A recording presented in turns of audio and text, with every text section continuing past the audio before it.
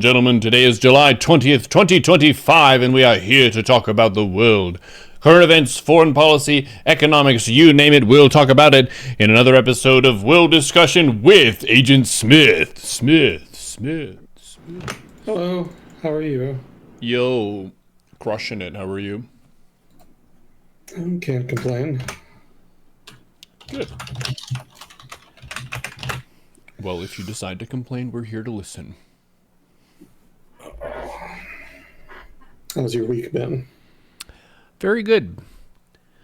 I got a major milestone in my Dota journey. Got promoted to Divine 1, which is like top 8% of the player base, I think. So that was cool. I've never been that high before. And then since then, I've ranked up some more. So I haven't really showed too many signs of slowing down in my progress. My two main heroes, Terrorblade and Drow Ranger, are both at around 60% win rate, which is quite high for a 10-player game. So that's been a fun journey. Oh, you seem to play that a lot. Yeah, it's very fun. It's very exciting with all the different variations of heroes that can be in the game. Kind of similar to HOTS, where the match feels different depending on what the draft is every time. Gotcha. And one of the things that I did as a edge for myself is I made a map of Dota. So I just found a really high resolution image of the map, and then I made a heat map of all my different deaths. So every time I would die, I would write down the time in the location of the map where that death occurred. So that gave me a sense of when certain parts of the map become more treacherous than others. And that definitely helped me climb the last several games up.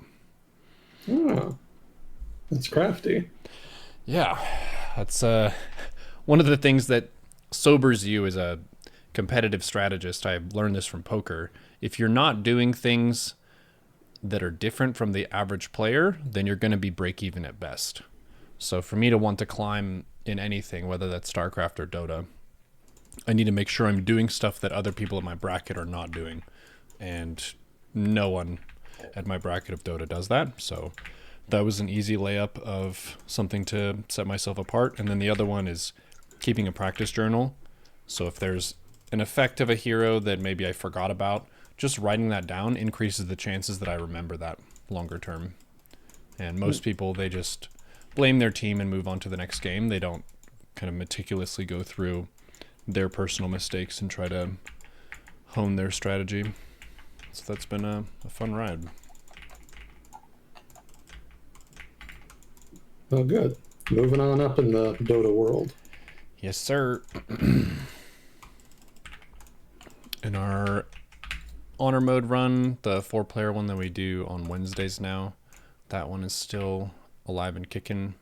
We did some of the easy Act 3 fights, like the docks and the fish that jump out of the water and that sort of deal.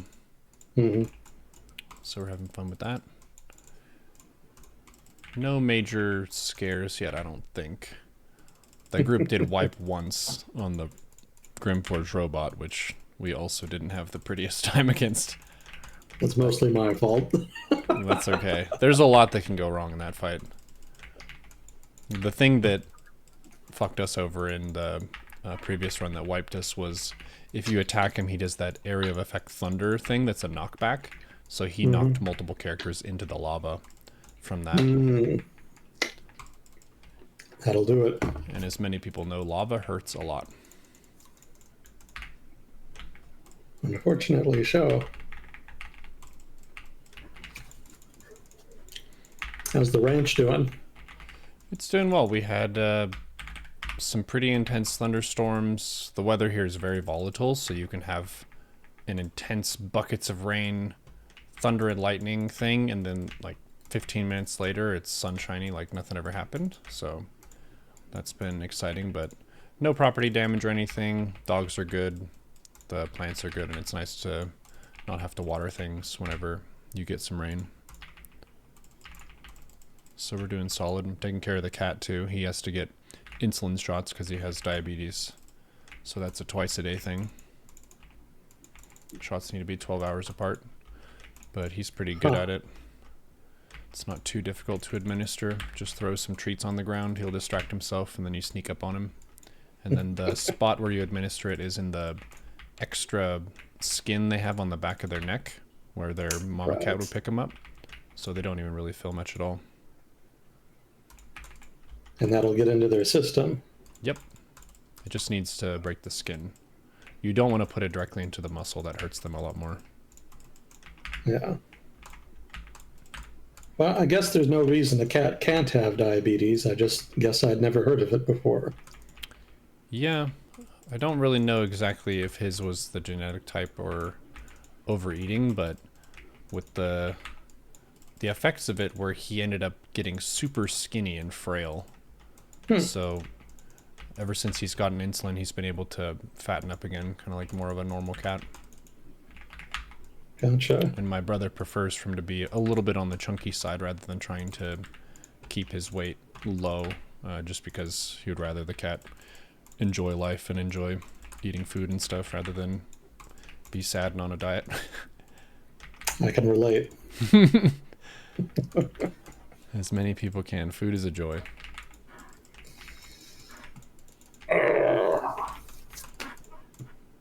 Well, I can't really report that I did anything exciting. I did finish the Mass Effect trilogy.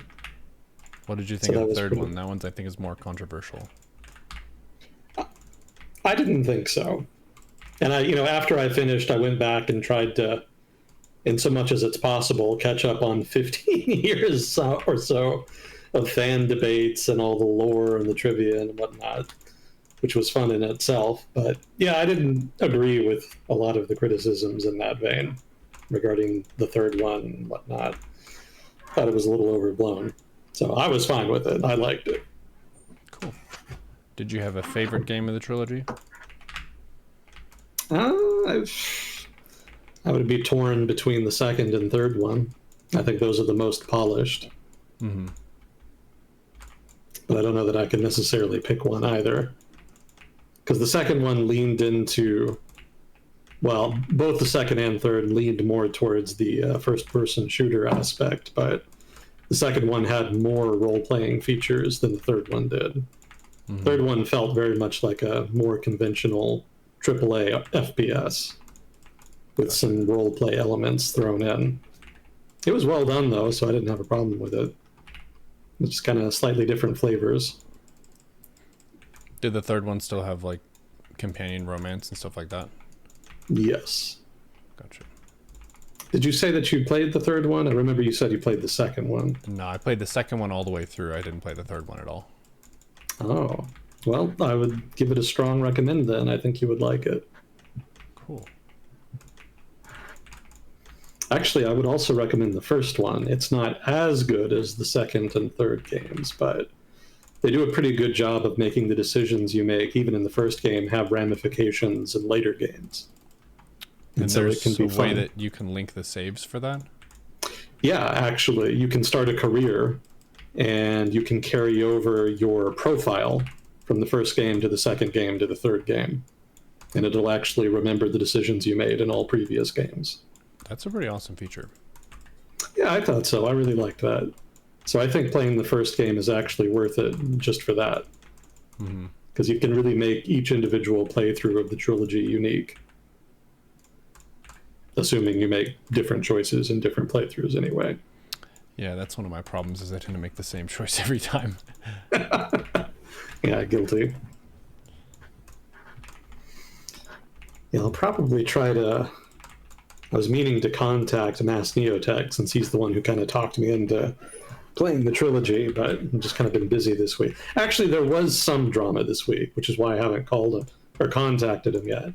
The dog's eye exploded, which took up some time. So that combined with taking care of a relative who had surgery this past week kind of kept me pretty busy. So I ended up kind of delaying some of the Mass Effect stuff. Is there a fix for that? Exploded eye? It didn't really like explode, but he had been having trouble with it, and he came in from the backyard and it was all bloody. So it seemed to have ruptured. And so we had to take him to an emergency clinic, and They looked at them and they said, we can probably save it, but it'll be expensive, and there's no guarantee it'll actually heal properly. Mm-hmm. So they recommended surgically removing it, and so unfortunately that's what we ended up having to do. Mm-hmm. How old's the dog?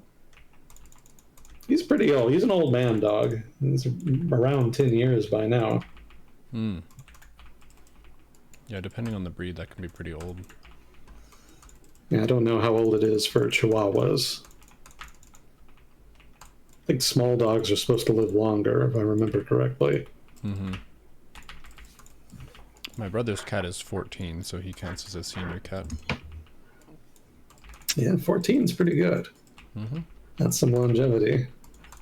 Black cats look really cool. As they age, their fur rusts, so it turns to kind of a red color instead of just all black.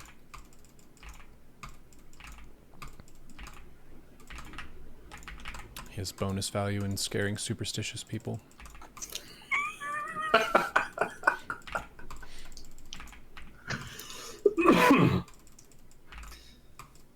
Well, that's about all the drama, though.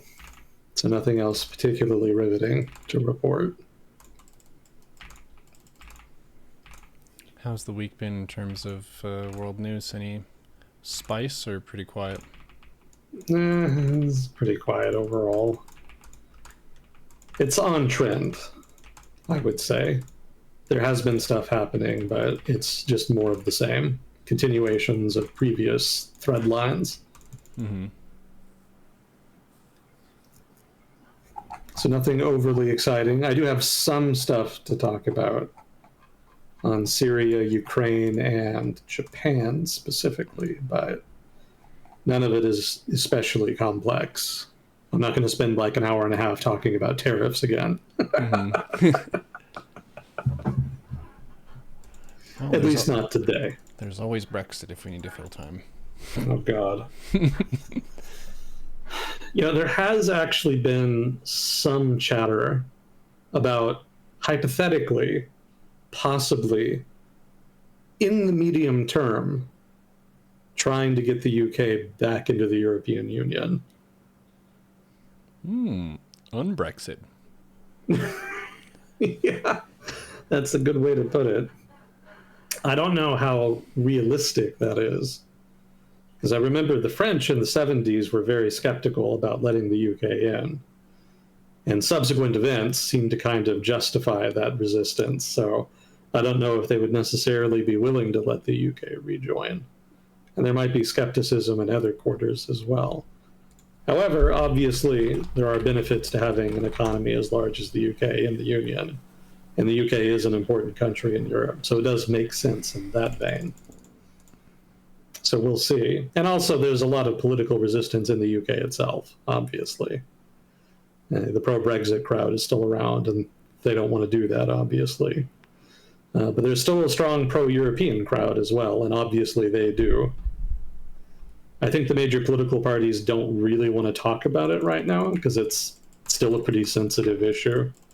And they'd rather focus on other things, like the fiscal situation, especially, seems to be a priority. But I think maybe in the next 5 to 10 years, that could become a realistic priority again. It's just going to take some time. Yeah, there's just not enough of a consensus in the UK for either the pro-Brexit or the pro-Union crowd to really be comfortable in the long term. It doesn't really seem to be an equilibrium right now.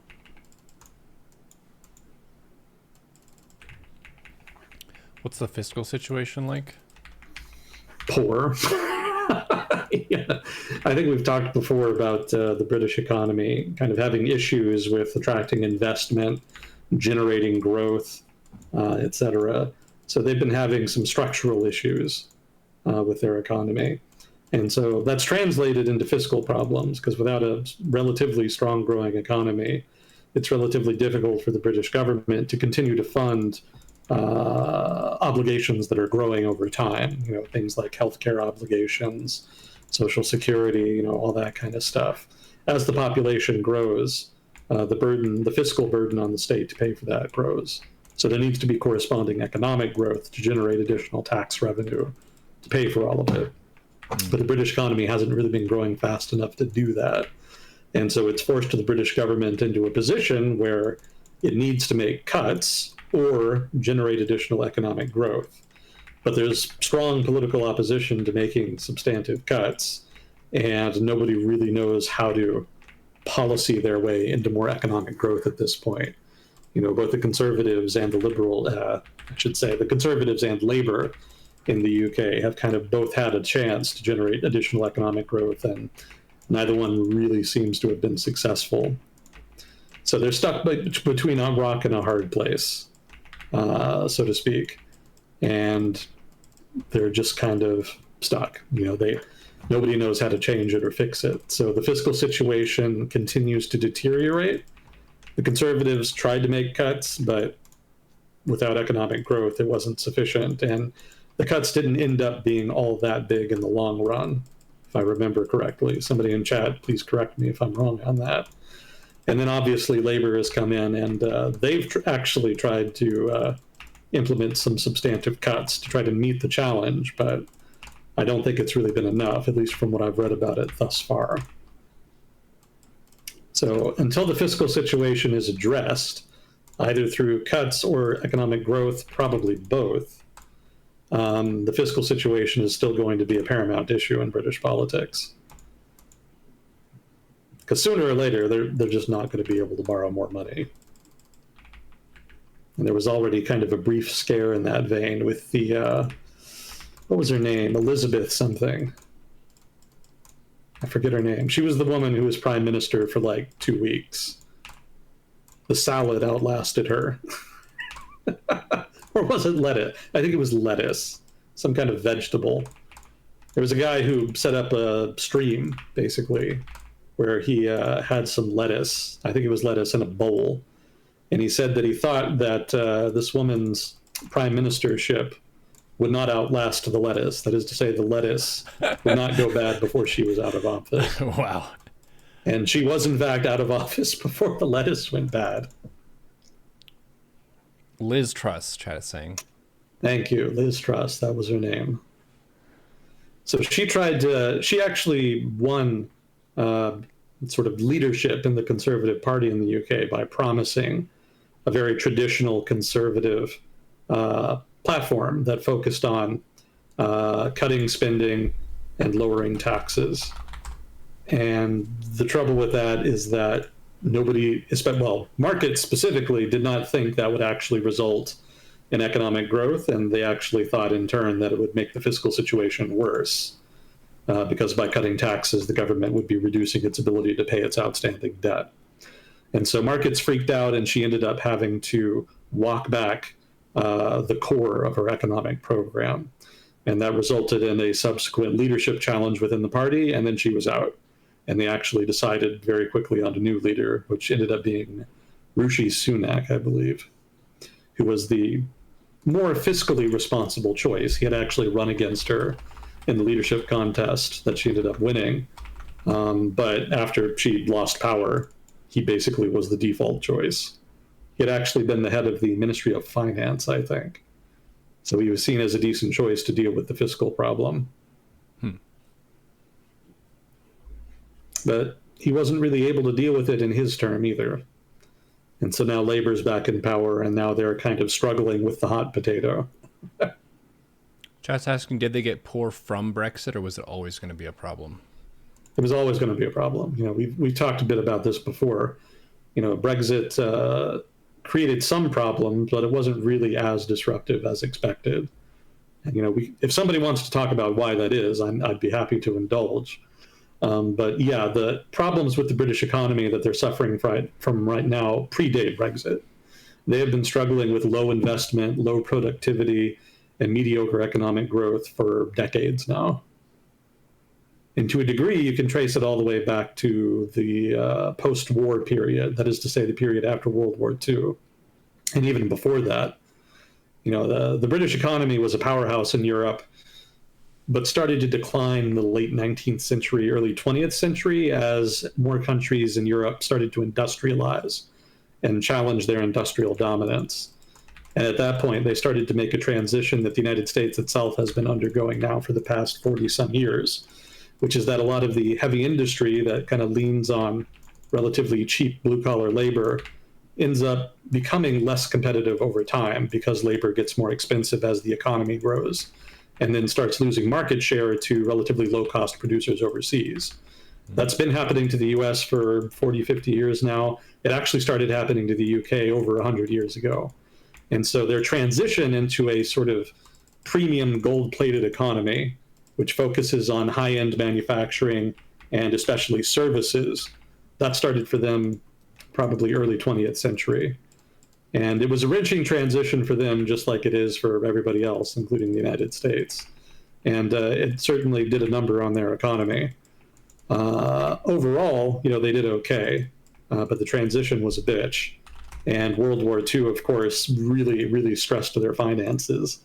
And so the British government ended up getting squeezed after the war between the need to pay out a lot of money to pay for its loans, since it had borrowed so much for the war, at the same time that its economy was transitioning away from an industrial economy into a services economy, which was very disruptive to some of the cities in the UK that focused more on manufacturing, like Manchester, for example, or some of the other Midland type cities in the north of the UK, or I guess I should say the north of England, rather. And they were able to hold it together for a while, for a couple decades after World War II, partly with help from the United States and partly with a lot of austerity.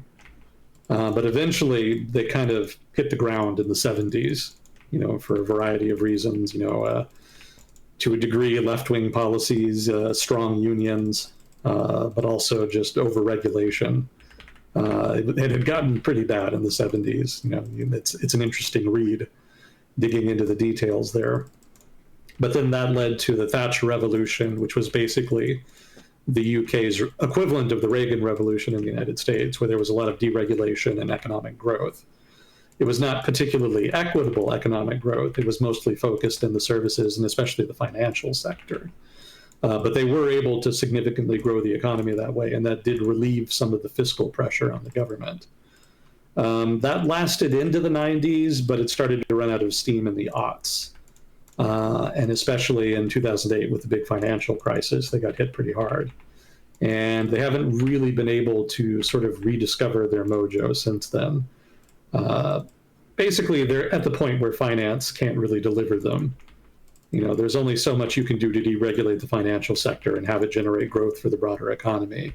They're well into the realm of diminishing returns there, just like the United States is. They would need to do a lot more than that. And,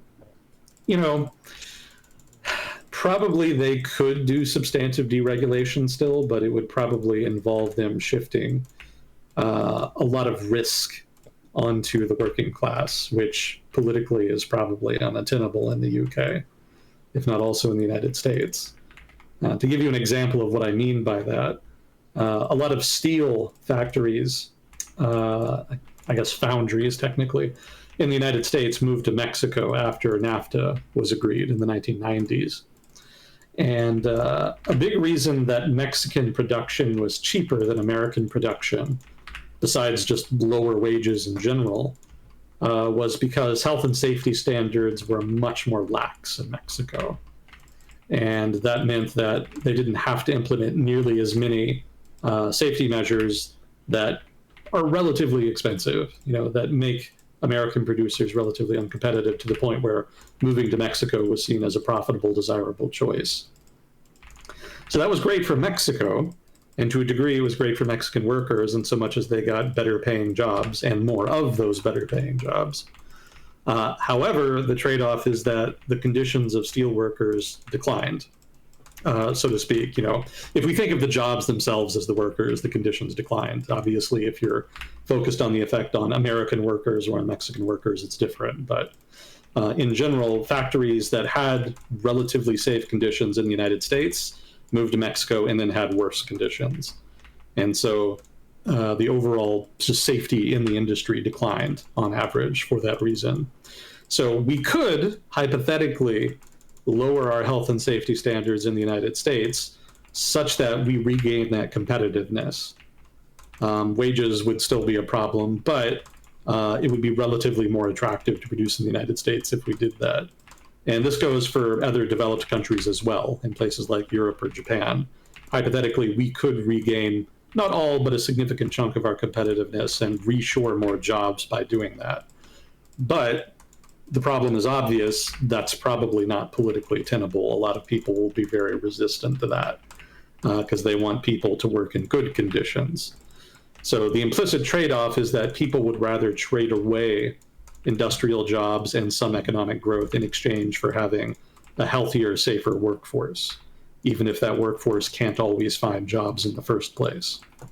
So that political calculus has to really change if you really wanted to attract back the bulk of those kinds of jobs.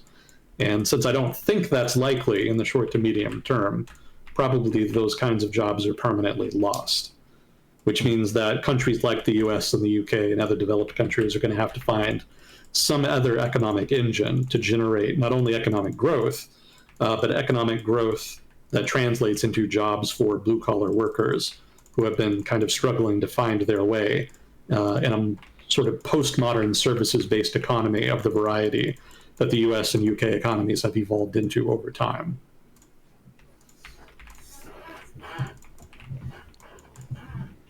That makes sense. You're going to have to cut somewhere if you want the growth to occur. You can't just tell the economy to grow and it happens. Yeah, there's going to be some difficult trade-offs. And it's especially difficult for developed countries just because, again, the politics. You know, people have gotten very comfortable. They don't like the idea of going back, so to speak. You know, everybody kind of assumes that history is linear and things always get better. So the idea that you can generate or should generate economic growth by making things worse again just runs against human nature. People just reject that. You want the economy to grow? Okay. How about shittier conditions? It's like, who's going to raise their hand and say, yes, I would prefer shittier conditions, and my country overall is generating more money? Almost no one. Yeah. Yeah, I mean, it can kind of work. I mean, we do have a services economy. The working class does find jobs in that economy. But there are different kinds of jobs, right? You know, with unionized heavy industry 50 years ago, 100 years ago, you had relatively more leverage and relatively more job security. And it made it easier to plan for the future. You kind of knew more what to expect. You can't really say that with modern blue-collar services jobs.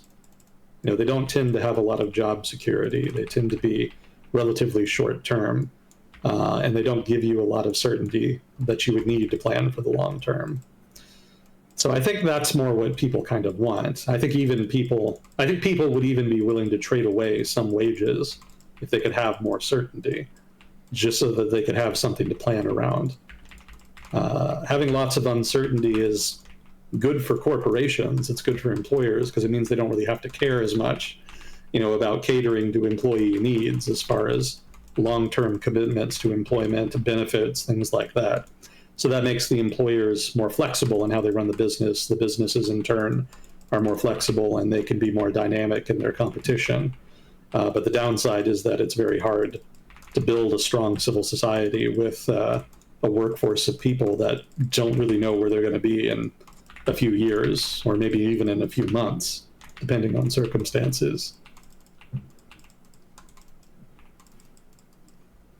So exciting times.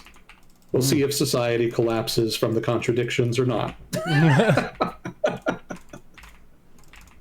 That's the experiment we're in the middle of right now.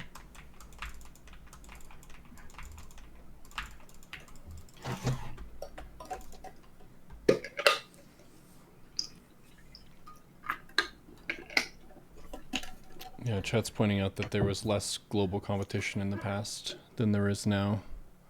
So that same, I think, aspect you mentioned of outsourcing things for cheaper happens on a more widespread scale. There are more players in the game. Which is beneficial. You know, everybody benefits from having a global economy where more stuff is produced for cheaper. But the social and political fallout from that development, we really haven't rectified that yet. We have not yet reached equilibrium in that regard. Hence all of the drama, for the past 10, 20, maybe 30 years, since globalization has really become a prominent feature. Until we kind of deal with that fallout in a way that everybody is content with, we're probably still going to be riven with a lot of the problems that we've seen emerge over the past 10 years in particular.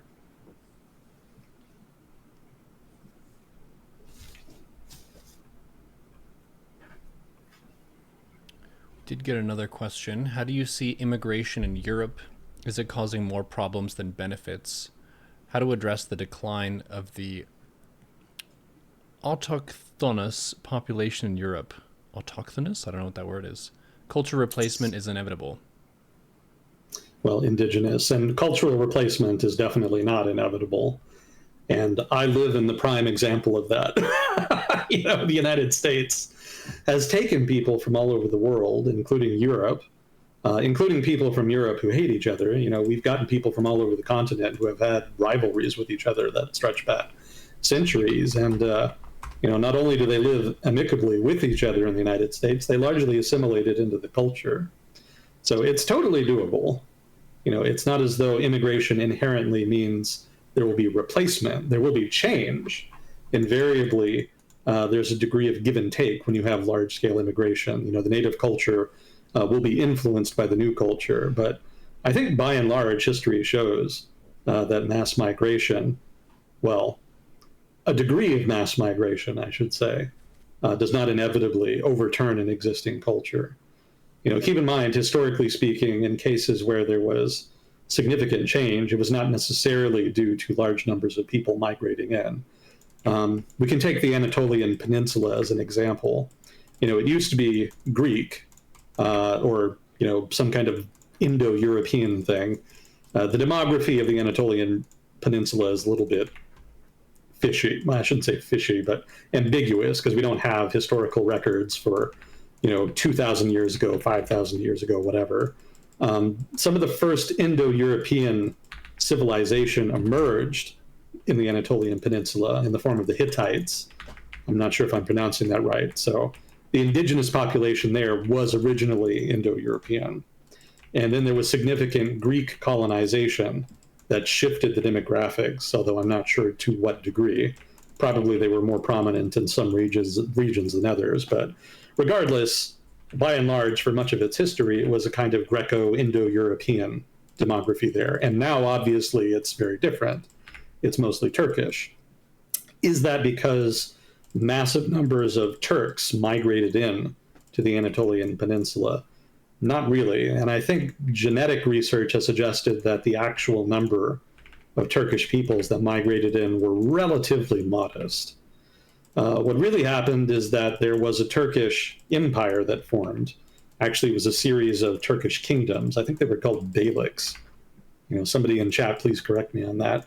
But anyway, eventually one of them basically seized control of the entire Anatolian Peninsula and formed what would become the Seljuk Empire.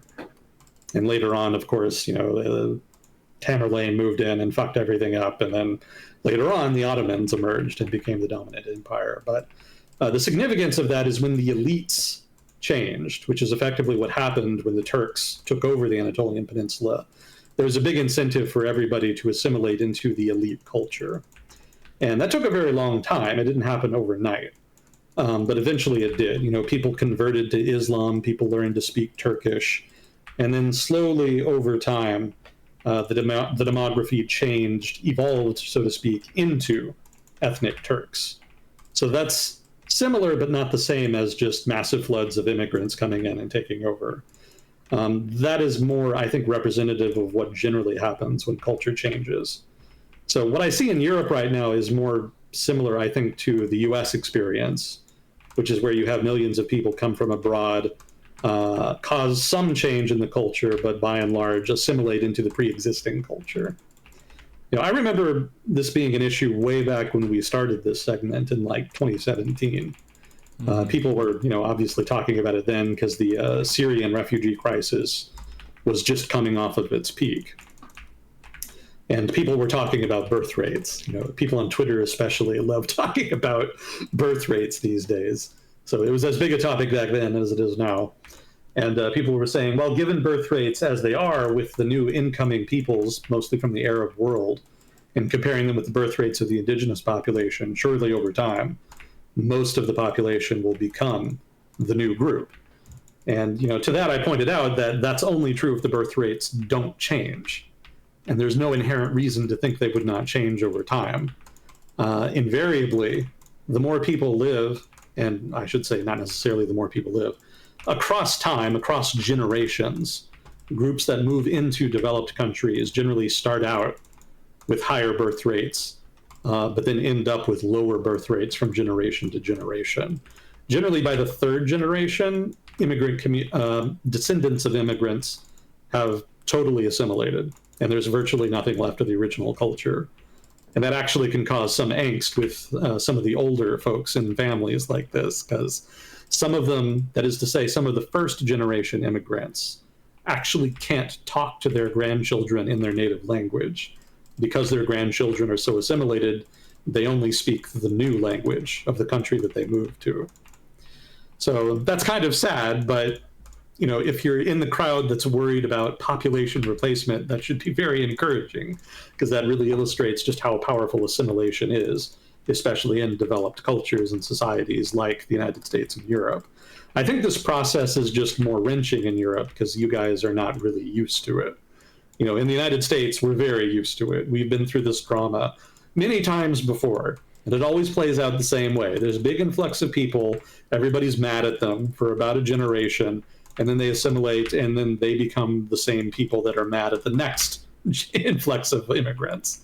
So, back in the day, it was like 100 years ago, I should say, it was Italians, Yiddish, various other peoples, Irish, or I think are an earlier group. So they all came in, and then everybody hated them. They all gave them bad name, derogatory names of one kind or another, didn't trust them, thought they were leeches on society.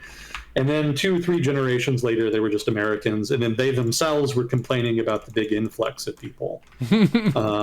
Yeah, I mean, it's happened multiple times in American history. So it's unfortunate. We try to mitigate the hazing, so to speak, that goes on over time, but it always seems to happen regardless. But in the end, everything kind of works out and we reach a new equilibrium. Europe hasn't really had experience with this because generally 100 years ago, they were the ones with the population surplus. They were the ones pushing people out into places like the United States, South America, etc. But now they're the ones with sort of the shortage of labor. And so that means they're bringing people in. And because they don't really have a history of mass immigration, they don't really have the sort of cultural, political memory to deal with it. And so there's probably going to be there is an ugly transition happening right now where people are kind of trying to come to terms with that. And I think eventually it'll just even out. There's already been a large influx of Turkish people into Germany back in the 1960s. Because in the wake of World War II, all of Europe was rebuilding. There was a big economic miracle in places like Germany. But they didn't really have enough workers for all of the economic activity they were generating. So Germany in particular started leaning on Turkish workers. And they never gave them full citizenship. But they did let them stay. They let them raise families, have kids, form communities. And so the result is that, even 50 years later, you still have, you have these people descended from those Turkish workers. And from all of the accounts I've read, they've virtually entirely assimilated. There's very little left of the original Turkish culture for like third, fourth generation Turks. And the only reason really that they're still identifiably Turkish is because a lot of them still don't have full legal rights in Germany. Because the process of acquiring citizenship, if you are a Turkish migrant or even a descendant of a Turkish migrant, is a little bit complex. It's not inevitable that just because you're born in Germany, you get citizenship. They don't have that kind of birthright citizenship like we do in the United States. But if not for that, you probably wouldn't even be able to tell they were descended from Turks. So it's doable. Like over time, what's going to happen is that they'll find work, ceteris paribus, all else equal, unless somebody like goes out of their way to stop them from working. But they'll find work, they'll raise families. There'll be tension between traditionalists and modernists, but the kids will mostly assimilate because that's just where the opportunities are. If you want to go to college in the country you move to, you have to learn the language. So that means you have a good, strong incentive to do that. You'll make more money learning the local language, thereby allowing you to sell to people who speak the local language than if you just sell to your own immigrant community. Right. So all of the incentives will push people to raise their kids to speak the local language. And for the most part, that does happen. There are exceptions, but in general, they're not representative of the whole. Most people want their kids to be successful, so they'll give them the tools to do that. And that invariably means learning the language, learning the customs, etc. And that has an assimilating effect. So when their kids grow up, they're mostly assimilated. And then when they have kids, their new kids are virtually entirely assimilated because they don't grow up around people from the old country like their parents did, right? First generation immigrants still retain a lot of the old cultures, probably still speak the native language at home, but their kids don't necessarily do that. They may actually just speak the native language at home to the point where the grandkids never really get a chance to learn the mother tongue in the first place. So by the time you get to that third generation, then you're pretty much set. And generally by the third generation too, the birth rates have fallen, maybe even collapsed. That's been an identifiable phenomenon in the United States. I don't really see any reason why it wouldn't happen in Europe too. And as far as something like religion or cultural differences, again, those get thinner. Those deal with themselves as well. In general, moving to a developed economy that is relatively secular and urban and cosmopolitan will generally draw people away from traditions like that in the same way that it drew the native population away from its own traditions. In so much as blue-collar immigrants moving into places like Europe and the United States are more culturally traditional, it's just because they themselves come from sort of developing countries that are more rural and traditional. But even in those countries, you can see in the urban areas people getting more secular, less traditional, etc. So what you're seeing here is not so much a foreign alien people coming in and dominating another one. What you're seeing here is cross-border urbanization. There's some urbanization in their home country, but not enough to provide opportunities for everybody. So they urbanize in another country. They come into places like Europe and the United States that have more urban economies, that have more opportunities, and then they are subjected to the same forces, so to speak, that the native populations were subjected to, which again is secularizing, cosmopolitanizing, etc. They basically become effete metrosexual liberals over time. That is the general trend you see. And there are exceptions. There's always going to be some conservatives, some traditionalists that kind of keep the faith regardless. But if history is any precedent, that's not going to work. Those guys will thin out over time, even if they do persist over time. Yeah, so in general, go ahead. I was going to say one of the main factors that a lot of people are ignoring whenever they're talking about birth rates and migration rates and so on, and feeling like their culture is going to be replaced, is the notion that changing a norm of the culture takes a really long time. That's like a glacial change. And you can have turnover of different people, and maybe you do have a lot of migration from another culture. But as an example of the state that you live in and that I've spent most of my life in, you can move to Texas. You can bring your friends and family to Texas. Texas is still going to be Texas. It has a very clear identity, and that identity is not contingent upon the ethnicity of the people who are there. It's a lifestyle. It's an attitude. It's a way of talking. It's got a lot of elements to it. It's the size of your truck. It's stuff like that. It's how people live and how people navigate the space. And sometimes Texas has been under the rule of the US. Other times it's been under the rule of Mexico. But it is a land, and there are people who will be there, and it has a long kind of cultural history. So even if there might be a huge wave of migrants from El Salvador or something, Texas is still going to be Texas. Sweden is still going to be Sweden. That has a very deep and rich history and set of traditions and lore and all this kind of stuff. And with the Syrian situation, they definitely had a whole bunch more immigration than they had before. And a lot of them got very concerned that, oh no, our culture's going to go away. And it's like that level of migration is based on like a big event that isn't happening every year. So like you were saying, even though their birth rates might be higher when they first move over there, that doesn't mean that they're going to stay that way. The longer they're in Sweden, the more Swedish the descendants of those people will become in terms of their culture. Yep. And I would point out, too, that institutions have a big influence on culture. And you might remember this from the American Nations book that we read. Generally, the first people to settle a given part of the United States built the institutions in that area. And those institutions and the corresponding culture of the initial settlers was able to persist even as different people moved into that area.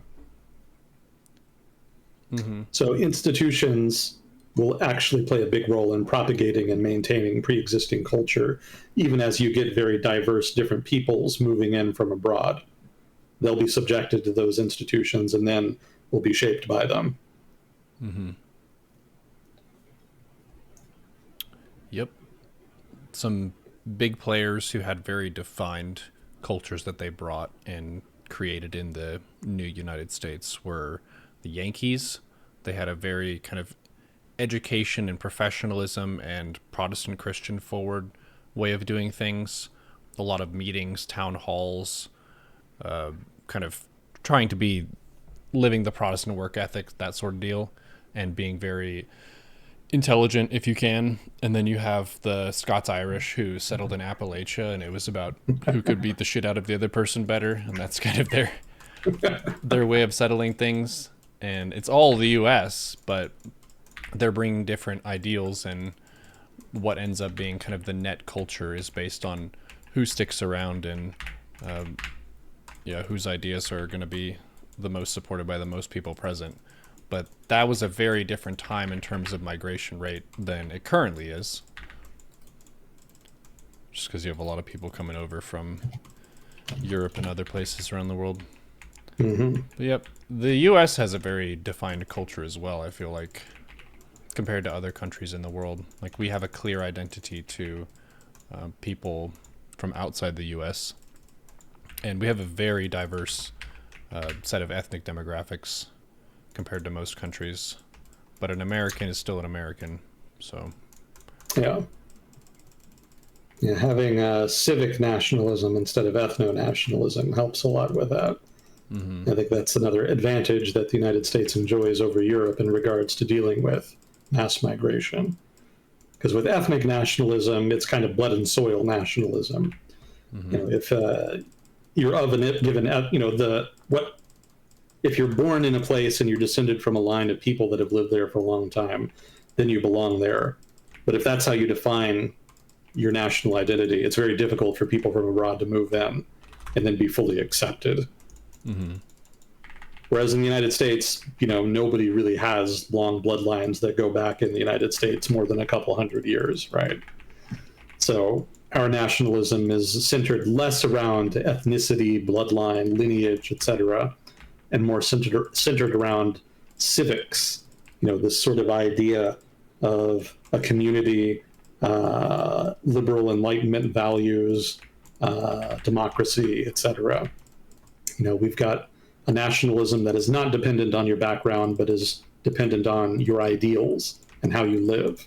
And that's inherently just more inclusive, thereby making it much easier to absorb groups from abroad and having them feel accepted and actually part of the new community that they move into.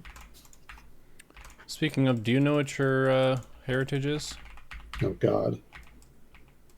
So my family, now this is from relatives that are into genealogy, so I haven't done this research myself, but from what I've been told, I'm descended from originally English settlers who came to Maryland in the 1600s.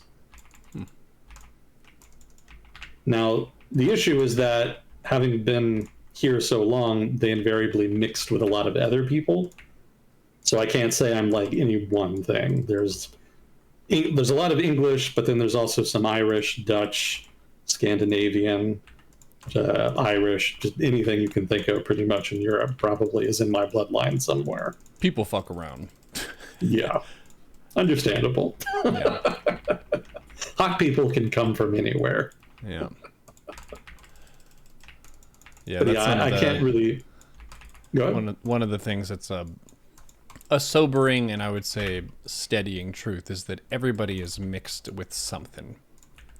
A lot of people like the idea of being one thing, but no one's really one thing, because the people who got to that place came from somewhere before that, and so on.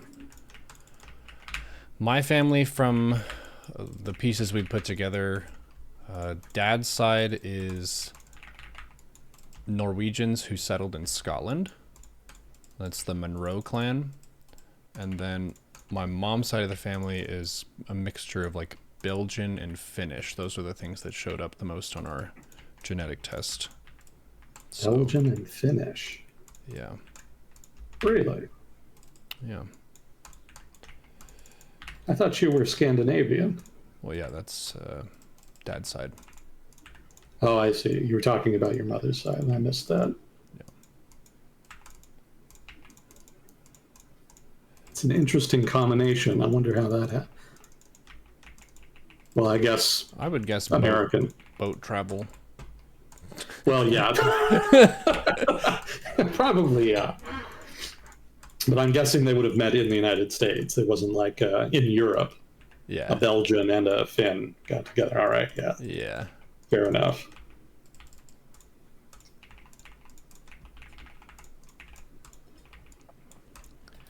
Yeah, people are interesting. They traveled around. I would still recommend watching the Finnish movie Sisu. It's a pretty good action film. It's a setting that doesn't really get shown too much in history or in films either, which is right at the end of World War II, whenever the Nazis had lost and they're kind of in a retreat pattern of trying to just salvage whatever they can. So he's a dude who's trying to make a living in Finland, and the troops are going through, and he has to defend himself and kick ass. But he's a pretty decorated soldier who I think fought in the Winter War, is what his character is based on.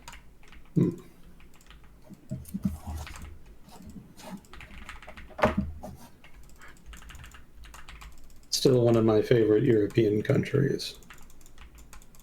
Oh, Finland? Good hockey players. Yeah. Yeah. They send good hockey players to the stars. Yep. Yuri So they have Lenin, my Sergei favorite. Zubov, or is Zubov Russian? Zubov was Russian. He was very Russian. Yeah, he was so Russian that he actually played a Soviet style of hockey. Yeah, he was brought up in the Soviet system, and so he had sort of their style. Very noticeable if you knew what to look for. But yeah, Yuri Lettinen, Nico Kapanen back in the day, although I guess he wasn't the best. But you see Jokinen for a while. And I'm not as up on some of the more recent guys. Miro Heiskanen, I think, is one of them. But yeah, lots of good dudes. Thank you, Finland.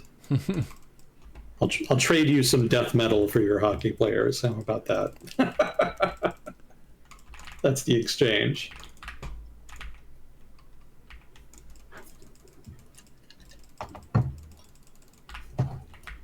Did I tell you that Finland used to be a part of Sweden? No, but I think I knew that. Or at least I'd heard of that. Yeah, Sweden definitely, I think, of the three Scandinavian countries, Sweden, Norway, and Denmark, they probably took the most Northern Europe territory, and then maybe Denmark, they controlled Britain for the longest. Did they? I thought so. They had the Danelaw for a while. Oh, yeah. I don't think they ever really controlled it, though. I think they were expelled. Oh, I thought they had direct control of it for a bit. Let's see. When was that? Whoa. Yeah, they had a rule of 4 Danish kings. Oh no! Oh, what the fuck? Sven Forkbeard's invasion, Canute's conquest. So this was in the year 1013, 1016.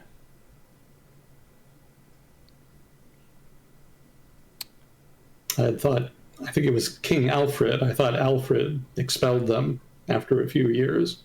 Yeah, so it wasn't very long.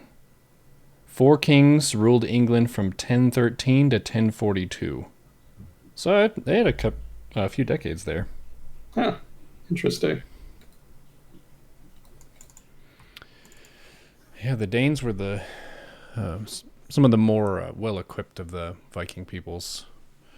But normally when people look at a map, they think of Scandinavia as being Norway, Sweden, and Finland. But the Finns are their own kind of people. Yeah.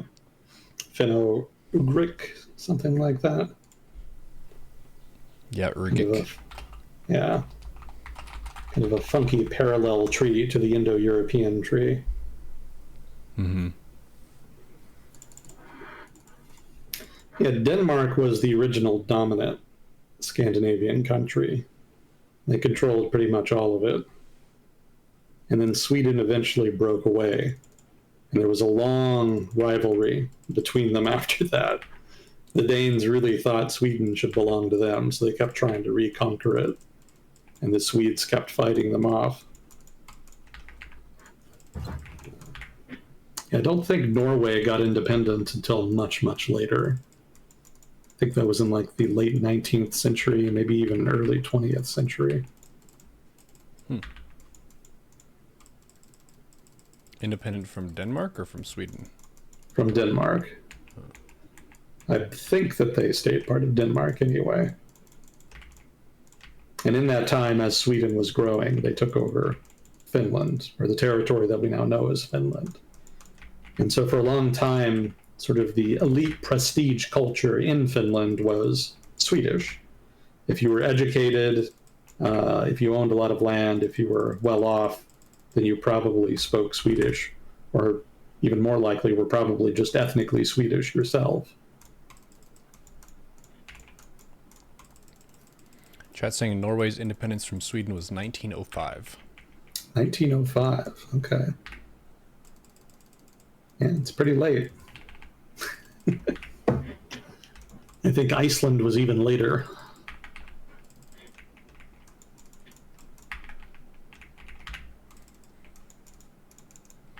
Yeah, the Russians didn't come into Finland until, I want to say, the 19th century.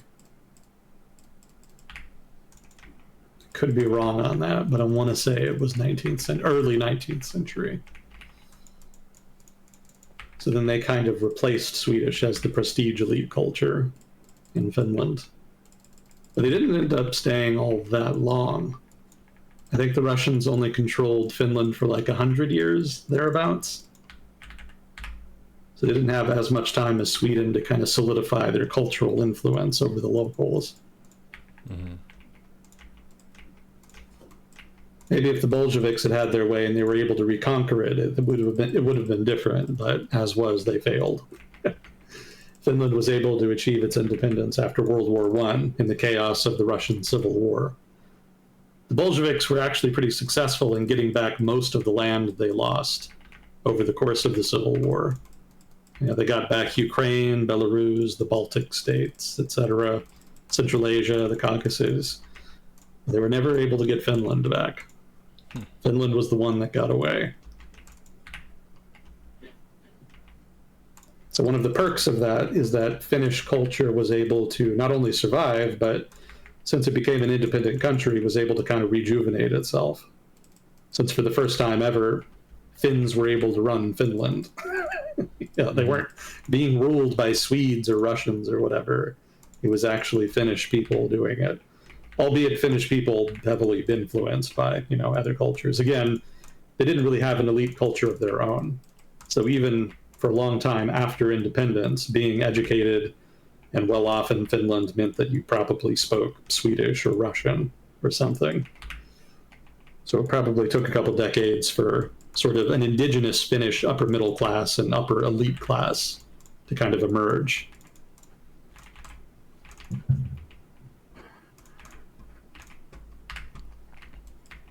But What's eventually Finland's it did. economy based on now?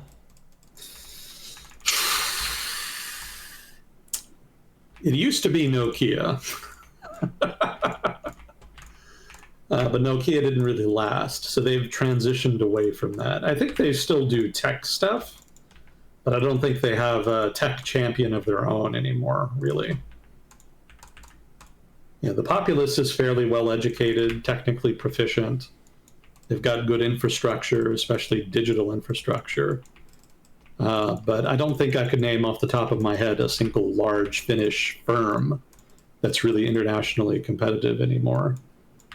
So I think it's more that other companies kind of open up branches in Finland in order to kind of outsource this, that, or the other kind of work, since it's relatively cheap there. They've also got pretty decent natural resource endowments. Lots of timber, for example, in the north, that kind of thing, some mining. So I think they make some money off of that as well. And it's still a developed country, but I don't think it's been able to kind of generate a breakout company. You know, if I'm wrong, let me know. I'll throw out the usual disclaimer. I'm not an expert in everything I talk about on here. I have a background more in economics and foreign policy. So if I ever say anything wrong, stupid, or biased, please let me know. You know, if I'm wrong, I want to know more than anybody. I don't read chat while we do this, but I will go back and read it later. And, you know, we do enjoy the feedback here we get from people.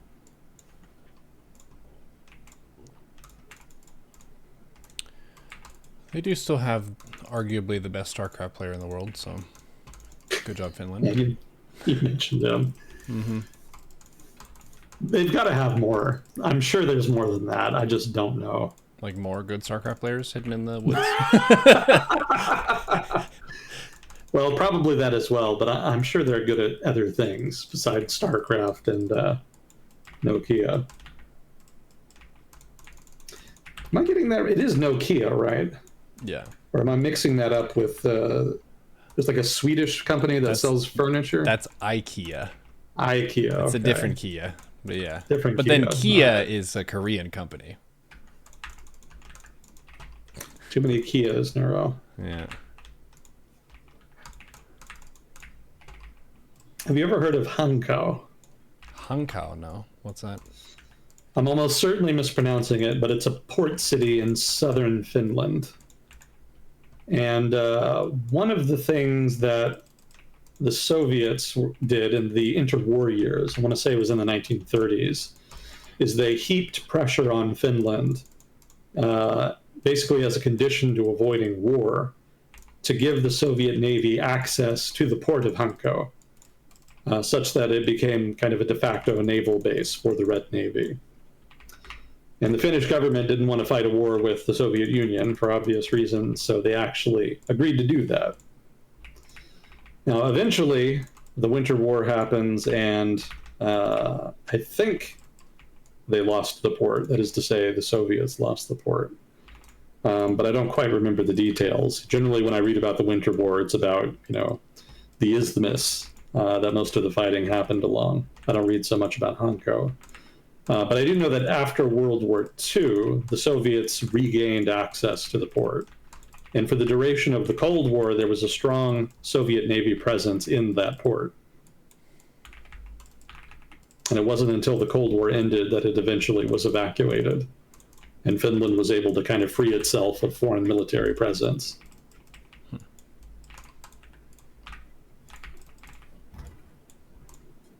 Until recently, anyway.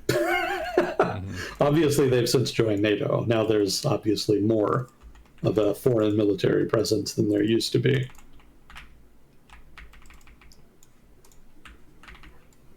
How much more? I don't think it's that significant yet, because I don't remember reading about significant NATO deployments of troops to Finland. But I'm sure it's in the cards. You know, Finland has a very, very long border with Russia. And given how great relations are between Russia and the West are right now, it's probably just a matter of time before there are substantive deployments of NATO troops out to Finland, albeit on only a semi-permanent basis. As far as I know, there's no plans to build significant fixed garrisons of NATO troops in Finland. I think it'll be more like the German troops that were deployed to the Baltic states, recently, a few months ago, where it's a kind of semi-permanent presence. Mm-hmm.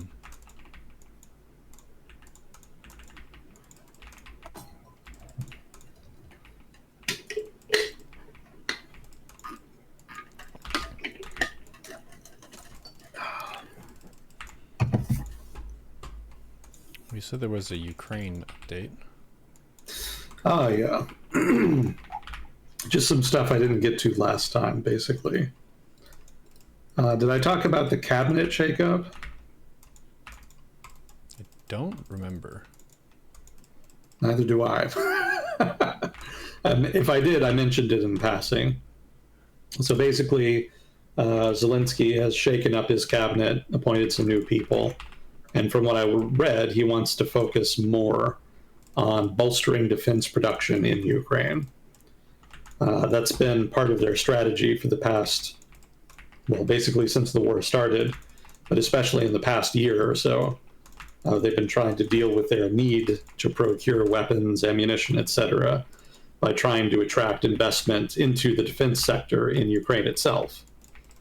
And Western allies have been pretty positive on that. They like the idea of basically outsourcing some of the production to Ukraine itself, since that kind of absolves them of the need to spend a bunch of money building up their own industry. They still want to build up their own industry, but there's only so fast they can do it. There's a lot of political hurdles, red tape, etc. So if they can set up factories in Ukraine itself, obviously they can circumnavigate a lot of that bureaucratic nonsense of one kind or another, because the Ukrainians obviously are going to be very expeditious in setting up war production when the opportunity arises. So I'm not sure how far along the plans are for that, but they have been negotiating for that for more than a year now, trying to get as much investment as they can.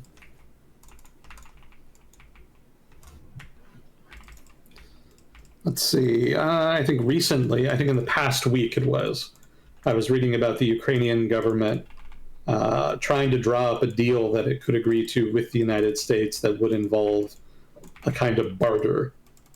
And so the crux of the barter is that Ukraine would produce and provide drones for the US military. In exchange, the US government would agree to continue and perhaps expand military aid to Ukraine.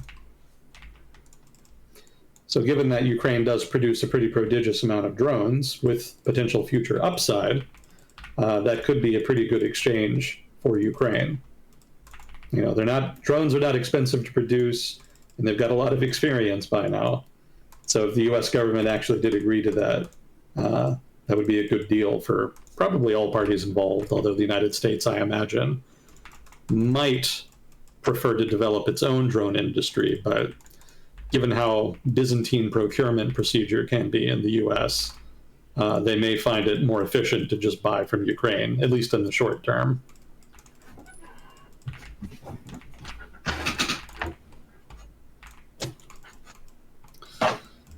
So let's see, I think we talked about how the US would provide more support to Ukraine by way of Europe. Basically, Europe is going to buy stuff from the US and then give it to Ukraine, and that'll be how they continue doing military aid in the future.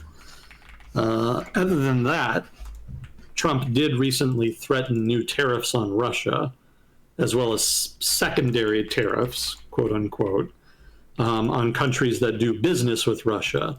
The condition being that these will be implemented if Moscow does not agree to a ceasefire, with the caveat that Russia has 50 days to do this. So Moscow has 50 days to agree to a ceasefire, or the United States is going to raise tariffs on imports from Russia, as well as raise tariffs on any country that is not sanctioning Russia properly. I would point out that there is no authority in the executive branch that involves secondary tariffs. I think that's a big stretch legally that the White House would be able to do that. Maybe if they declare an emergency, but beyond that, I'm not aware of any legislation that would allow them to do that. But Congress also has a lot of more free time now that they've passed the budget bill, so maybe they'll play ball and give them some kind of authority, some kind of authorization.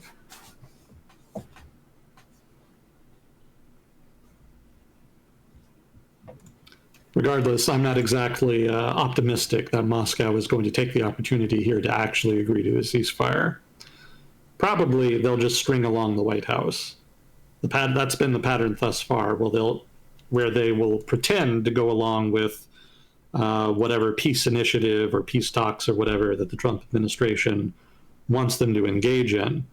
But then when they actually go, they don't offer any substantive concessions and basically just restate their demands that they made at the start of the war. So that gives them enough room to claim that they're playing ball with the Trump administration while at the same time not actually giving them anything. So I expect that in about 50 days, they'll pretend to agree to a ceasefire and then just ignore it later. And then the Trump administration will be in the position it's been in several times now already, which is to figure out what it wants to do with Russia. Do they want to heap pressure on them? Do they want to sweet talk them? There's different ways you can approach it, but regardless, it seems pretty clear, as it has for several years now, that the Russian government wants Ukraine to some degree. They may not necessarily want to control all of it and annex it, but very clearly they see it as in their sphere of influence and want to resolve the conflict with their military. So any American position on the subject has to recognize that, and I'm not seeing that. I haven't seen it for the past 6-some months in Washington.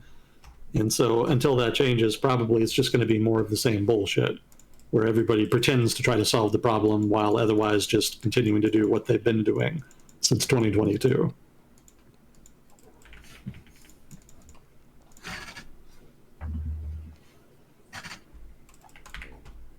So that's it for Ukraine. Not a lot new to report. Like I mentioned, it's pretty much just on trend. The war kind of continues apace. Slow attrition grind. Yeah. Yeah, most of the attention in the news on Ukraine recently, and by recently I mean 6 months to a year, has been on international politics, like, who's going to win the presidential election, what's the incoming Trump administration going to do, what is the Trump administration doing right now, as well as the respective positions of various important European governments. So that's been more where the focus has been on, the diplomacy side of the war. But while all that has been going on, the war itself actually, as you say, has continued, and it has been a war of attrition. We have a chatter who's saying we were bombed pretty heavy today in Kyiv. Yeah, from what I've read, the Russians are really up to the pace of their bombardments of Ukraine over the past couple months. It used to be that there would be a big swarm of Russian cruise missiles, drones, and ballistic missiles that they would fire all at once in a big volley. And they would do that about once a month or so. But over the past couple months, they've been doing it much more frequently. So I don't know if that reflects greater production in Russia, if that's a long-term change by extension, or if that's just something that they've been saving up for a while, or if they just decided to use more of their inventory in a shorter time frame. But regardless, yeah, Ukrainian cities, and Kiev in particular, have been targeted and been hit very hard for a while now. It's one of the reasons the Ukrainian government has been making a lot more noise recently about anti-air ammunition. They've been asking for more missiles for their Patriot missile systems and other surface-to-air missile systems of one kind or another. They've certainly been blowing through a lot of that recently.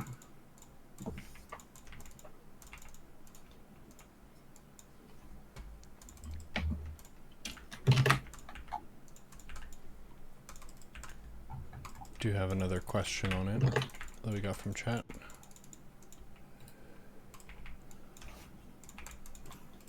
Oh, yeah, I see it. Are Ukraine, Russia close to an agreement? Can they have a quick exit to war? How is their economy now? Is there going to be an all-out war against Russia eventually then, or this war going to continue for years?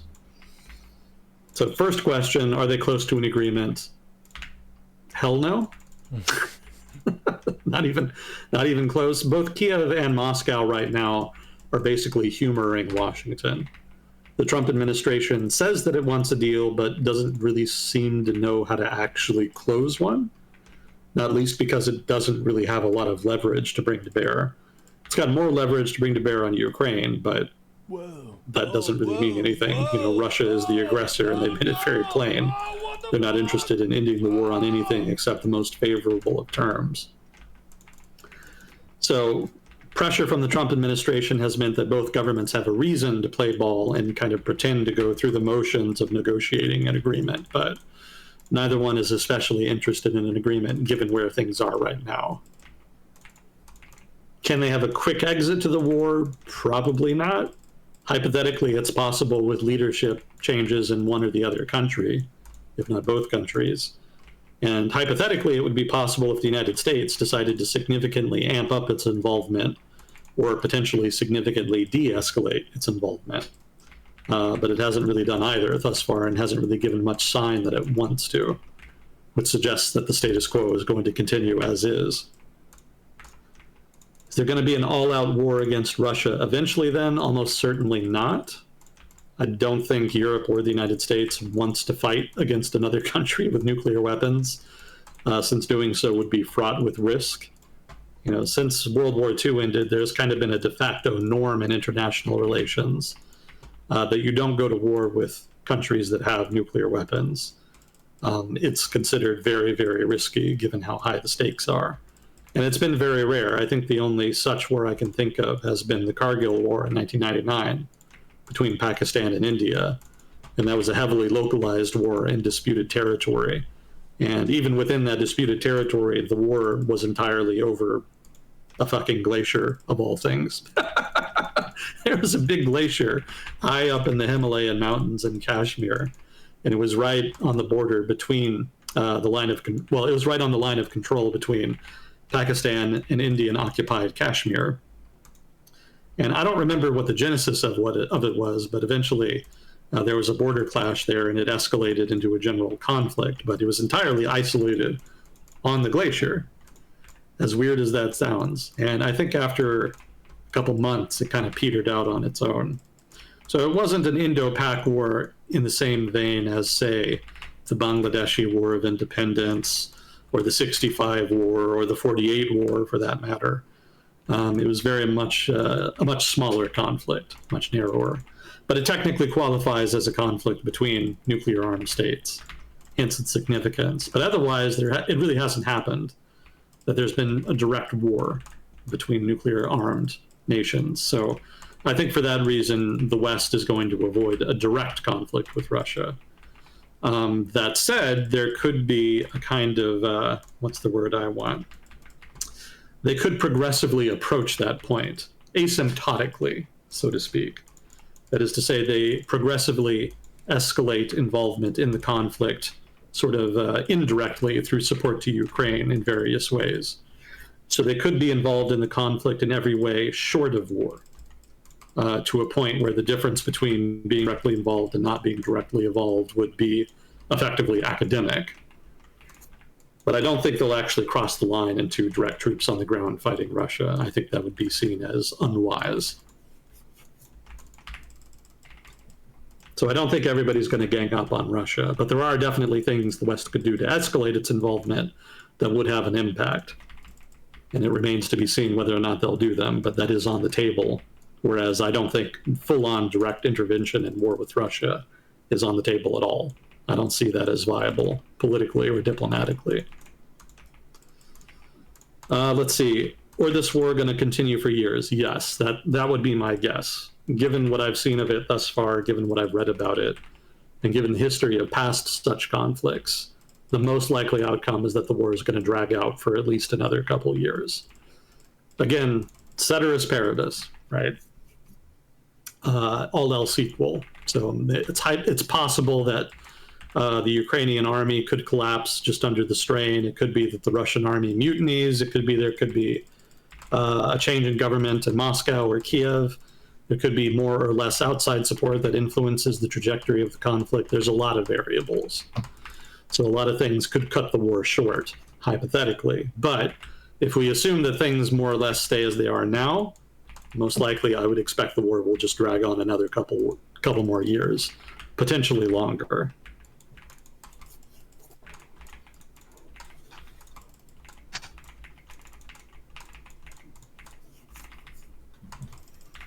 Let's see. Oh, there was another one I missed. What is Germany's future economic outlook regarding semiconductors? Is it difficult to immigrate to Germany as an American citizen and obtain dual citizenship? Those are two very different questions. Future economic outlook regarding semiconductors. I don't think Germany is a big semiconductor player, to my knowledge. I think a couple of years ago, the German government did start trying to invest more, both literally and figuratively, into its semiconductor industry. But I think the United States kind of stole their thunder a little bit under the Biden administration with the CHIPS Act, which threw significant subsidies at semiconductor companies, much more than Germany or the broader European Union was willing to at the time.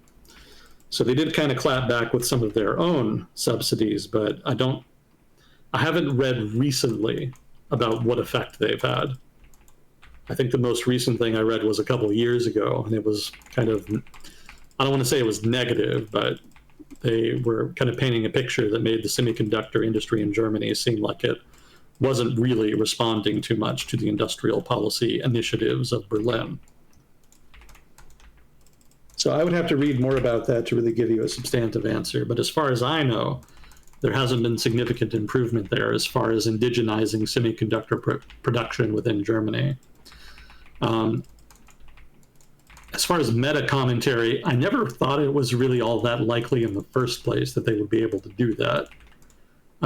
Even if they did start trying to subsidize it and spend money on an industrial policy centered around tech production like that, it seemed like there were too many disadvantages that were going to make it effectively impossible. So unless they've made some substantive changes to the program by which they're trying to incentivize more semiconductor production within Germany, I doubt the program that they implemented would have been all that successful.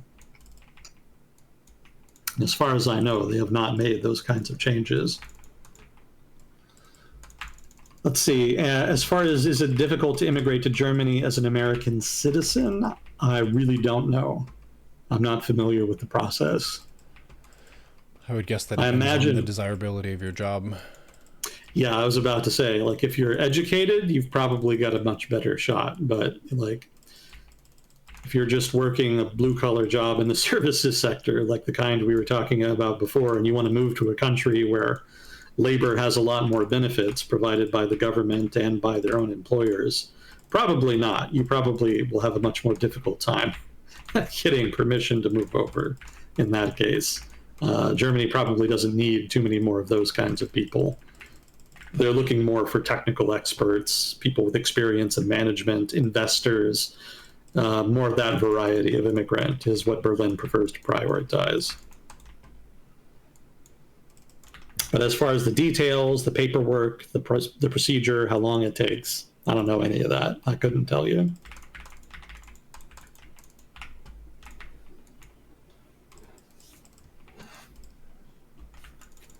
It's been a very long time since I've thanked the mods for handling questions, so I'll take the opportunity to do so now. Thank you guys for the work that you do for us. Much appreciated. Agree, thank you.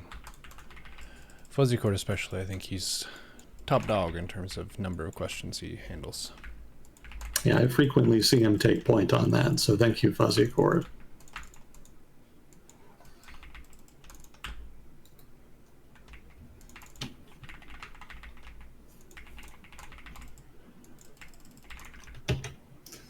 Well, let's see. That's all we had for questions. How are we doing on time? Been about an hour and a half. Huh. And I am down for some BG3 later if you want. Okay. Well, I've got some stuff of interest. We can probably make it through that, and then maybe we pack it in. Sure. Unless there's more to get to or questions or whatever.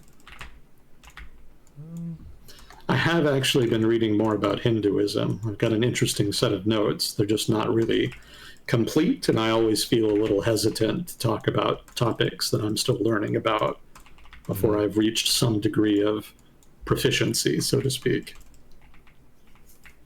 But if I can finish that project, we might get into it, and I think it would be pretty cool, since I don't think people outside South Asia really know shit about Hinduism.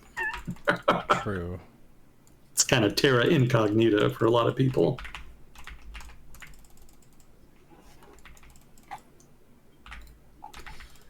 Well, let's see. Trump did threaten 50% tariffs on copper starting on August 1st. I still think copper tariff threats are particularly not credible for the Trump administration, or really for any American government. The United States doesn't really have a lot of copper, to my knowledge, and what copper it has would be pretty expensive to produce. So I suspect that this is mostly going to be bluffing for the administration, and that it probably won't go anywhere.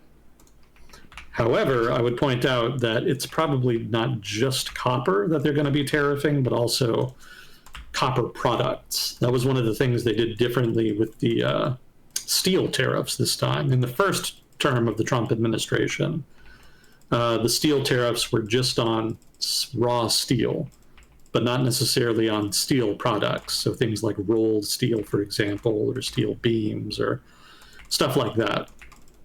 That kind of stuff is used as basically inputs for a lot of steel products.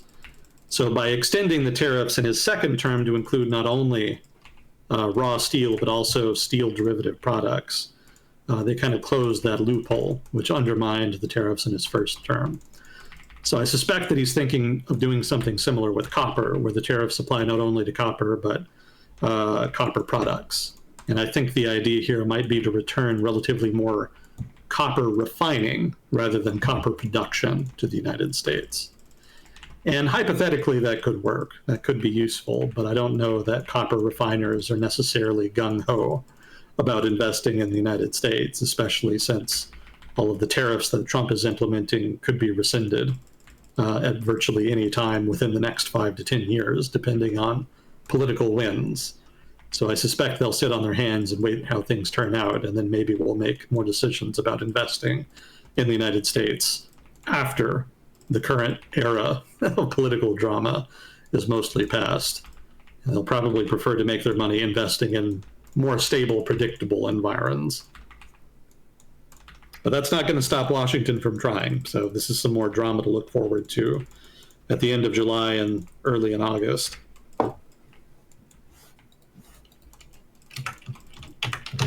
Oh, a correction. You can probably guess about what if you were here last time. So last time, I shared a personal prejudice, and chat didn't like it. Oh. So I'll clear the air, and I will concede that I was wrong, and that dishwashers are in fact water efficient. Oh. Right. So I was wrong about that. I still don't like them, but chat made its point. They are more advanced technologically than I gave them credit for, and they do not waste water. So that is the correction. Point conceded. I'm sorry I talk shit about dishwashers. They're pretty good. I think we got more comments about that one item than we did most of the other individual items we talked about last week. It's pretty funny. Lots of people piped up about the dishwashers. I think even in the YouTube video.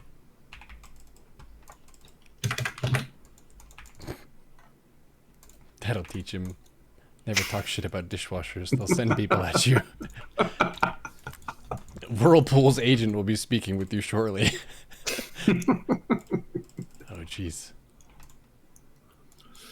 Well, let's see. There was an election in Japan recently, specifically the lower house of their parliament. And it's looking like the LDP, which is the main political party in Japan, is going to lose its majority.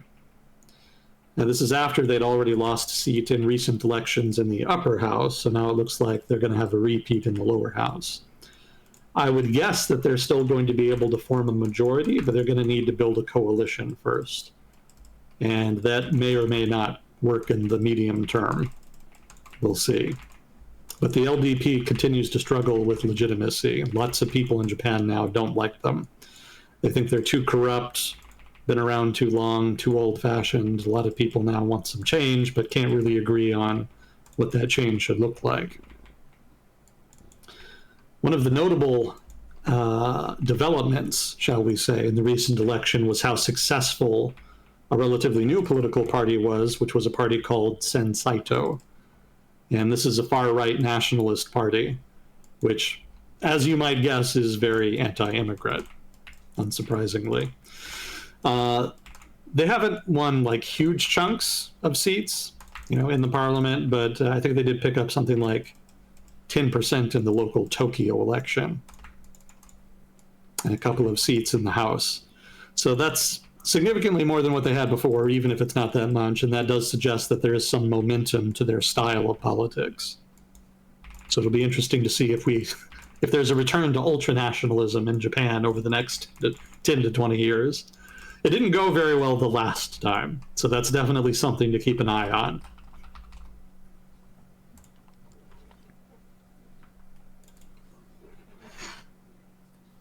Yeah, I think a couple years ago, I remember the Japanese government announcing that they wanted to significantly increase both immigration and tourism into Japan. I think they were more successful with the latter than the former. There's been a big boom in tourism into Japan, in tourists coming to Japan, rather. Rather mixed success in terms of liberalizing immigration laws and getting more people in that way. They've definitely made some moves in that vein, but they're nowhere near, US levels or European levels even. But what immigration they've had, both in the form of tourism and, labor, has been enough to spark an increasingly, how should I say, a movement against it, a backlash that has more and more momentum from year to year. And, that's unfortunate, but also kind of just predictable. I think everybody kind of saw that coming to one degree or another.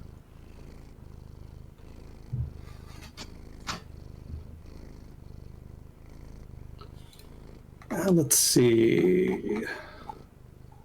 Oh, yeah, there was a trade deal announced between the US and Indonesia, and like all previous announcements, the trade deal in question is not actually final.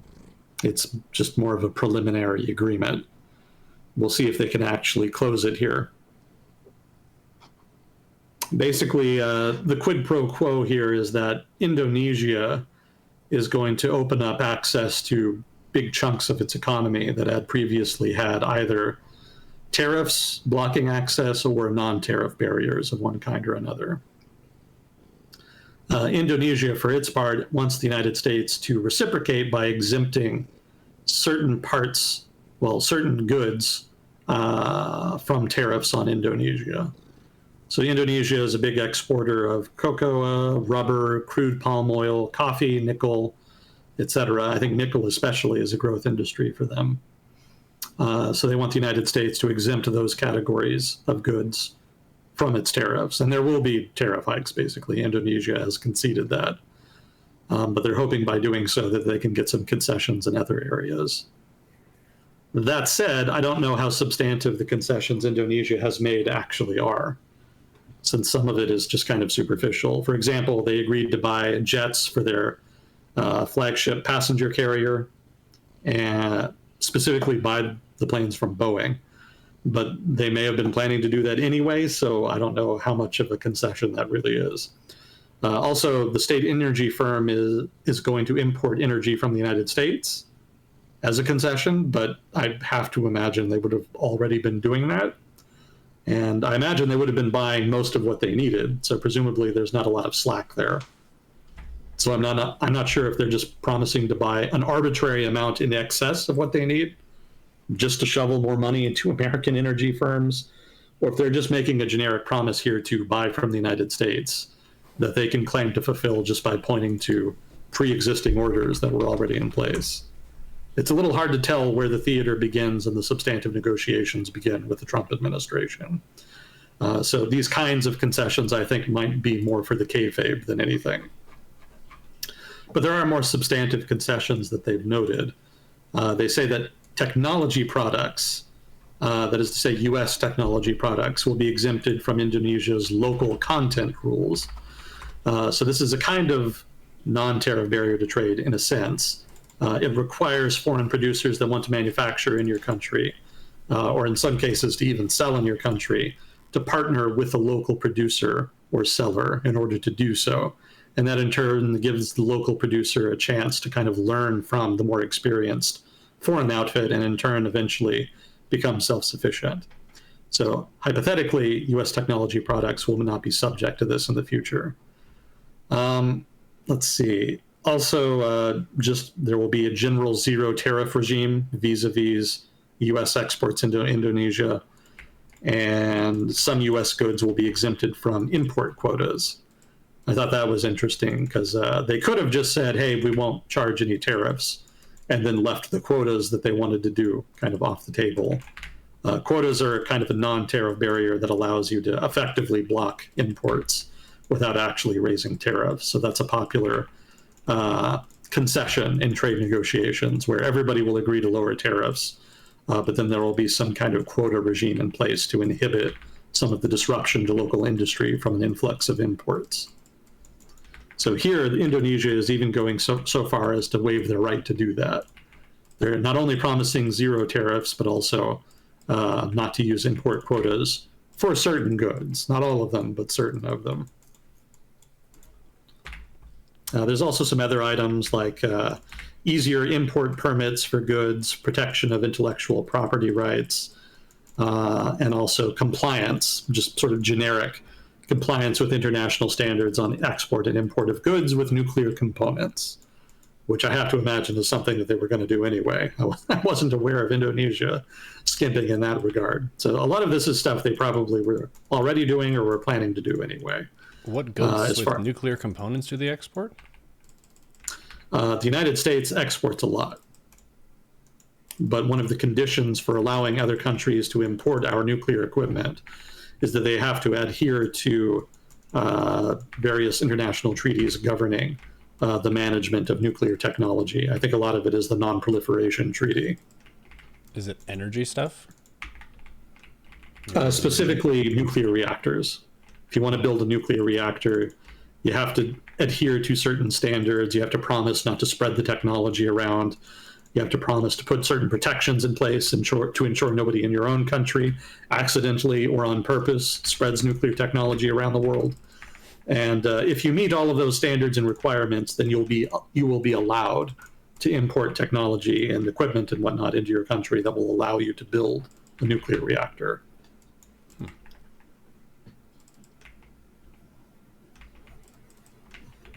So I'm not sure why Indonesia promising to do that stuff is even part of the general agreement. Again, if you want a nuclear reactor, you have to do that anyway. But it could be that they're just trying to paint it as a concession to make the Trump administration look good as a quid pro quo to get more concessions on other issues they think are actually important.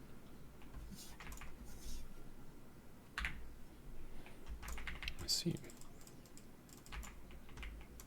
So we'll see how substantive all of this is. I'm dubious. The track record is not great in that regard. I think the mention of quotas could be telling. They may be planning to put quotas on most of the stuff that might actually disrupt their market, with a few key exceptions, while at the same time lowering tariffs to zero and then claiming that they're allowing full access to their market for American firms. I suspect that's going to be the bait and switch, but I don't know. We'll see. The negotiations haven't finished yet, so it could be that they don't actually agree to anything at all, and that this is all just a delaying tactic to kind of string along Washington to avoid the implementation of the reciprocal tariffs that were announced back in April. Hard to tell. Exciting times. Say what you will about previous establishment governments, but they did a better job about signaling in a way that allowed you to be able to predict how these things would kind of pan out. With the Trump administration, they don't really care about that, so there's a lot more uncertainty. So that makes it hard to forecast and explain what direction things are going to go in. You never really know with them.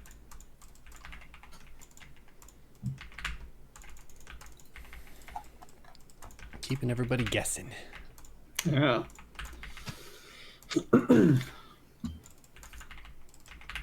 Indonesia is one of those countries that I think probably might have more recognition than it gets just based on its population, because I think its economy has been growing pretty fast Yeah. relative to a lot of countries. Yeah, they do pretty well for themselves, for the most part. But a lot of that is exports of natural resources. They haven't really been able to move up the value chain a whole lot. They actually ended up being relatively successful with nickel.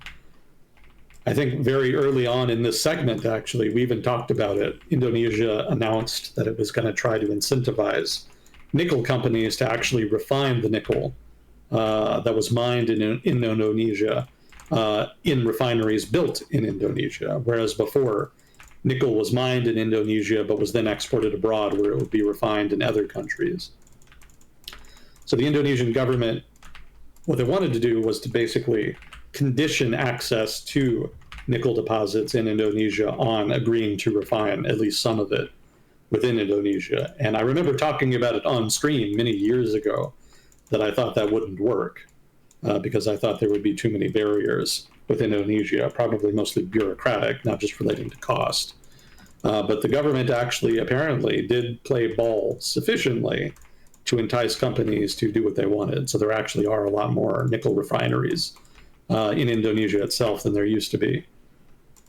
And in turn, sort of refined nickel products of one kind or another, rather than just raw nickel ore, has increasingly been a dominant part of Indonesian exports. So a successful public policy there. Soak it in. You don't see it very often.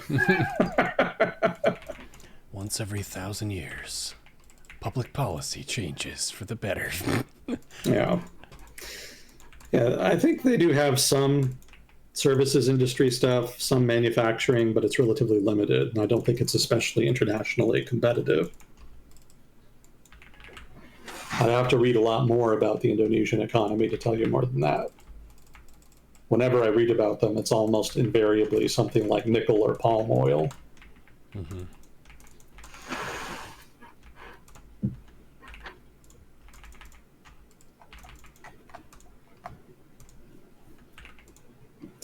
Let's see, I did have a note on Syria here.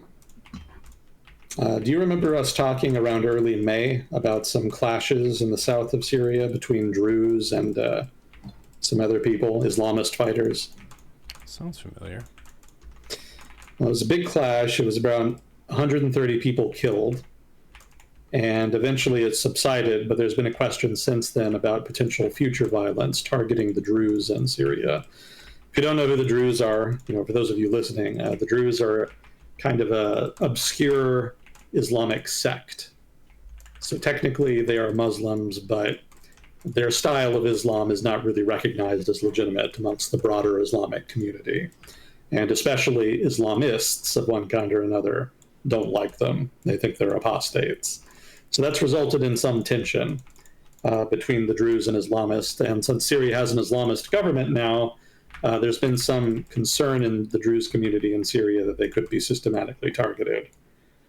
There's some reason for that concern. There were some killings reported early on after the Assad regime fell. But in early May, there was a particularly large clash between people in southern Syria, specifically in Suwaida province, and some security forces loyal to the government. I would point out here that the security forces working for the new Syrian government are more like a motley crew of different militias than they are like a formal modern security force. They're still in the process of transitioning from revolutionary government to normal government. And that in turn means that a lot of institutions right now in Syria under the new government are kind of ad hoc. And that includes, unfortunately, the security forces, which translates to the security forces being undisciplined, not always obeying the chain of command, and sometimes just kind of doing their own thing. So one of the things that some of the Islamist fighters in the security forces decided to do is go after the Druze, and that resulted in the clashes in early May. Now, since then, things calmed down, but in the past couple weeks, there's been more violence. And that's mostly what I wanted to talk about here. Let me mention here, one of the things that ended the violence in early May was an agreement between the government and some of the local militias in Ceuta. Basically, the agreement was that the security forces working for the government would hire more locals to work in the security forces that patrolled Ceuta, so that they wouldn't have to worry about people from outside the province coming in and potentially killing them. Understandable. So in mid-July, after the violence had subsided, the new violence came in the form of several dozen people that were killed. And apparently this was not between the Druze and the government, but between the Druze and Bedouins. Are you familiar with Bedouins? Those are the, I think, desert kind of people? Correct. Yeah, that's exactly it. Yeah, they're basically a nomadic desert people that live sort of out in the countryside in the more arid parts of not only Syria, but much of the Middle East.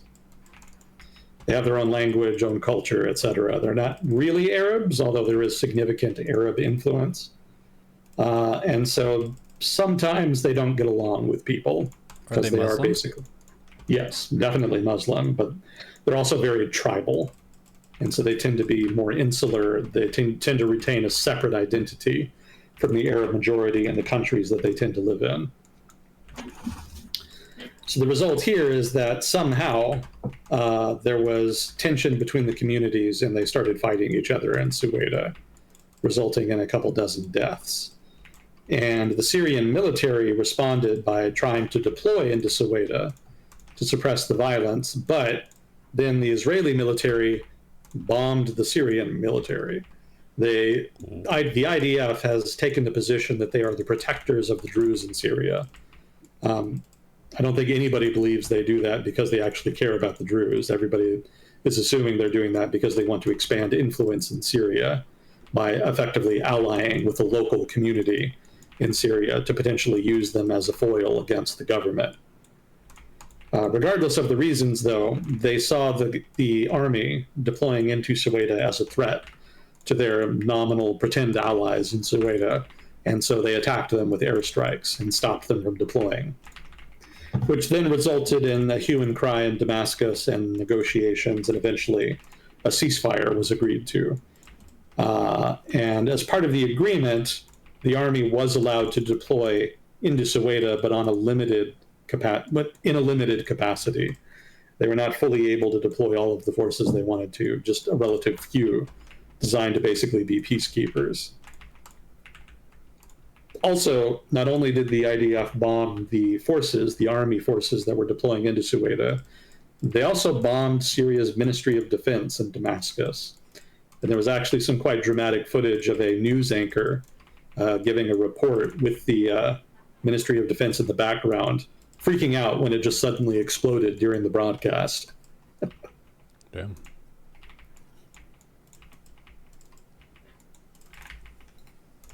Let's see. I have here that the catalyst for the violence these past couple weeks was that a Druze merchant was apparently abducted on the highway to Damascus. So apparently some assumptions were made about who was responsible for that, and there were clashes between Bedouins and Druze. Now, from what I've read, the violence has started to subside again, but has continued in isolated pockets. So it is still cropping up here and again. I didn't really think Bedouins had a bad relationship with people like the Druze or even just the general population in Syria, but I guess there are some underlying tensions there. The chat mentioned the Fremen from the Dune universe. I think they're kind of based on Bedouins. Yeah, Bedouins and the other group in North Africa. What are they called? The Bedouins are more in eastern North Africa, but there's another separate but similar group in western North Africa. Berbers. I think they're called the Berbers? Actually, maybe that's it. Berbers. I'm going to check.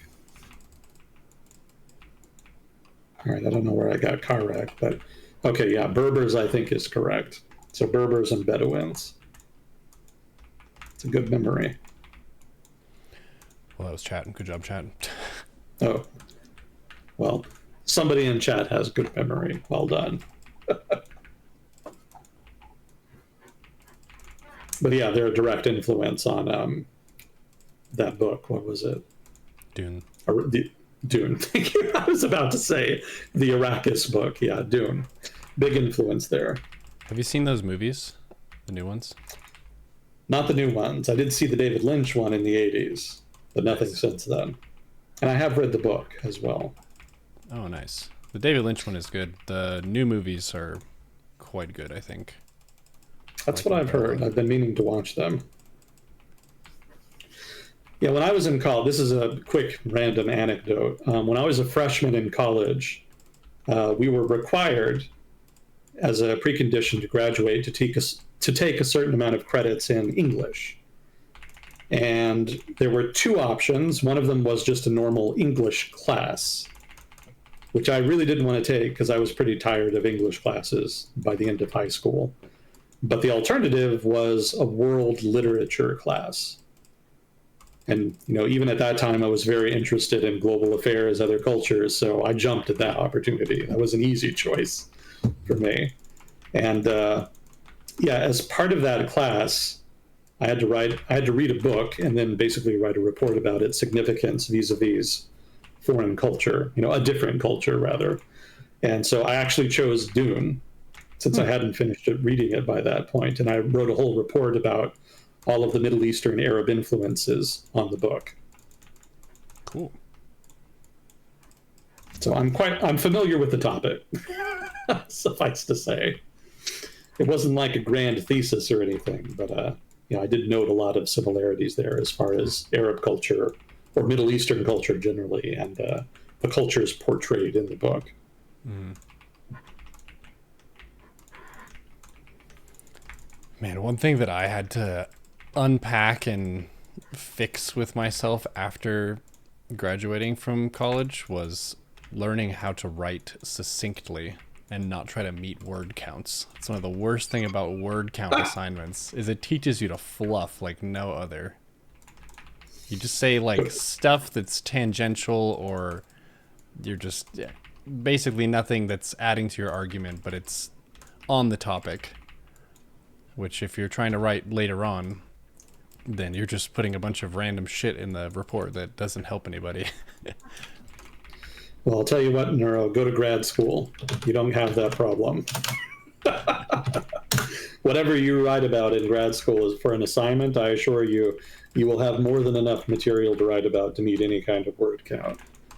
In fact, you can often have the opposite problem where you end up having to cut a lot of stuff. Well, keep that in mind. Tarex. That's what I was trying to think of. Not Quaregs, but Tarex. But apparently they're just a type of Berber. So chat was right. Berbers and Bedouins.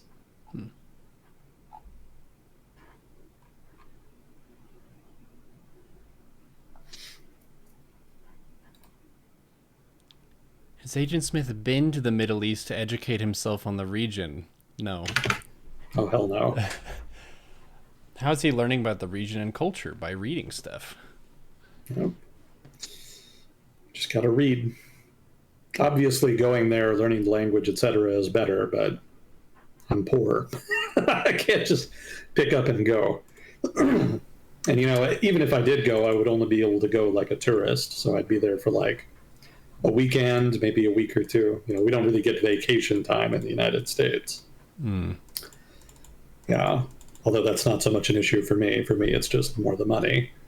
But yeah, like if you're just going to a place for a week or two, you're not really going to be able to learn a whole lot about it.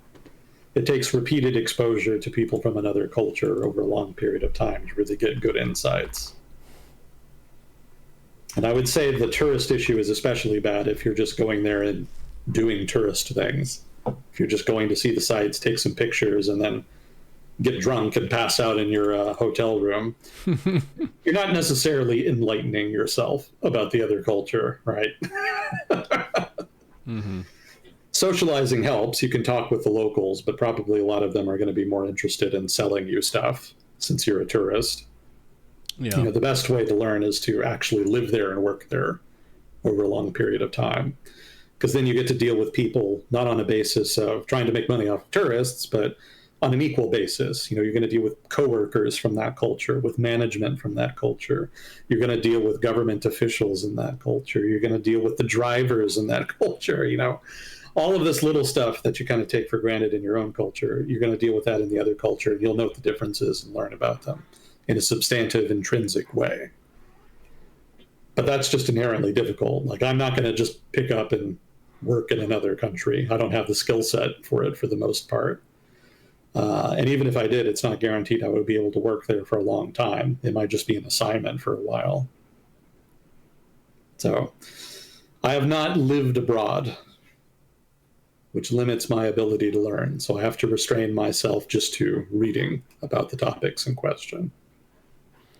Yeah, getting culturally immersed with tourism is pretty hard to do as well. You usually need to have an in with someone who's already a local who can guide you, unless you already speak the language for some reason. But even then, you can still fall prey to the tourist traps and stuff. But most of the tourist experience in a lot of countries you go to, like I went to Egypt, if you stay in the main lanes, it's a very curated experience that's made for outsiders, which isn't actually the authentic Egyptian experience. That's the Egyptian experience that's being served to tourists specifically. So it's meant to make them comfortable, give them more of the things that they recognize and that they're used to, rather than just jumping into a normal day-to-day Egyptian lifestyle. We did get the opportunity to go kind of off the track of the main tourist stuff a few times because our guide was really good. We learned about some of the cultural norms that we've talked about in world discussions, such as corruption, and how corruption is something that it doesn't necessarily mean a grand government scheme. It can just mean people are open to bribery for basic stuff. So we bribed 2 guards, $20 each, to look the other way and let us climb the pyramids. So that's something that in other countries they might just be like, no, you can't do this. But in certain countries, if there's money that exchanges hands, they're willing to look the other way and exercise some discretion in a way that they feel like they're earning more for themselves and they don't see it as much of a bad thing. The food is also something that will be pretty different from if you're in the main tourist lane versus like getting street Egyptian food. Typically, in my opinion, and I'm someone who likes a lot of different types of food, local food for the locals is generally better than stuff that's served to outsiders, just because it has the more authentic set of culinary notes. A really good example, I feel like, is Chinese food that's made for Americans versus Chinese food that Chinese people make and eat. It has a pretty different set of flavors, a lot of flavors that would be very strong to an American palate and very different, but they're really rich and interesting and good. So that's something to keep in mind whenever you're doing tourist stuff, is knowing the difference between stuff that is made for you as an outsider versus what is something that the locals would get. Well said. I would point out that's just as true if you're traveling within the United States from region to region. Mm-hmm. If I ever go to New York City, I'm definitely going to try to eat at the same pizza places the locals do and not some tourist trap. Yeah, if you go to Seattle, don't go to Starbucks for your coffee. Yes, Starbucks did start there, but it's the same Starbucks stuff that's at all the other Starbucks. There are lots of other, even chains that are in Seattle that are good. Like, I think Cherry Street has a few different coffee places, but it's only like 2 or 3 venues, and they're really good if you're a coffee kind of person. Are you saying the gumbo in Minnesota is substandard? I'll tell you what, here in South Dakota, we have like one good Mexican place, and it's still not as good as you would be able to get in Texas. But it's really, really hard to find good Asian food here. Almost impossible. I think we have to go to Rapid City to get some authentic Asian food. Otherwise, it's exactly the kind of Asian fusion made for Americans. That's rough. Yeah, it's okay. I'm gonna be visiting some friends in Seattle next week, which will be pretty fun. I'll get to catch up on some of my food game. Let me ask you something. Yeah. So there is at least an Asian restaurant near where you live, yes? Quote Asian restaurant, yes. Okay. Is the staff Asian? There's a guy. There's a guy. Yeah. Okay, is he like the owner or what is he doing? What is this guy doing? Yeah. I think it might actually I might be wrong. I think the owner's wife is Thai, but that's Okay. about it. So the staff isn't necessarily Asian. Correct. Okay. If they were, then you could actually try to order something off the menu and they might indulge you. There was a place, I don't know if you went with me there, a Thai place near UT Dallas that had a secret Thai menu. And I would go there with my friend Navin, and he would just walk in, speak Thai to them, and they hand us a completely different menu. It's all in Thai. All the prices are like $4 cheaper for all of the stuff, and it had way more authentic Thai food. So that is a good hack Yeah. in general. If you go to an Asian restaurant, you have people of that country who are eating there, and you sit down and they have like just basic stuff for you, it's worth an ask if you Yeah. feel comfortable with that. Unfortunately, I'm very socially anxious. I already have a hard time ordering special stuff, having big orders asking for, hold this, don't do that. Even that will give me anxiety. So I don't know if I could do that. And I think it helps a lot to speak the language too. And unfortunately, I don't. Yeah, So I don't know if I could ask for that stuff in English and get away with it. But they're definitely capable of it. You remember my ex-girlfriend, right? yes. Why? Yeah. So, yeah. So she was visiting, I think, a year or two ago, and she actually took us to a Chinese restaurant. And the menu was just loaded with, like, the typical stuff, right? Orange chicken, what have you, lo mein, all that kind of stuff, which, it's fine in and of itself, but I don't really like it that much anymore. I have more of a taste for authentic Chinese food now. And, God help me. But we went there and she spoke to the waitress in Mandarin, and she got them to make just a whole bunch of cool stuff that was not on the menu as far as I know. Huh. That's cool. I remember them laughing about Kung Pao chicken and General Tso's chicken. As like, what Yeah. even what even is that? It's just like chicken with a random sweet sauce in it. Who's General Tso? What is this about? But it sounds Chinese. So Yeah. Americans will buy it. And that's Oh, business. yeah. Like you're trying to hustle. There's no shame in that either.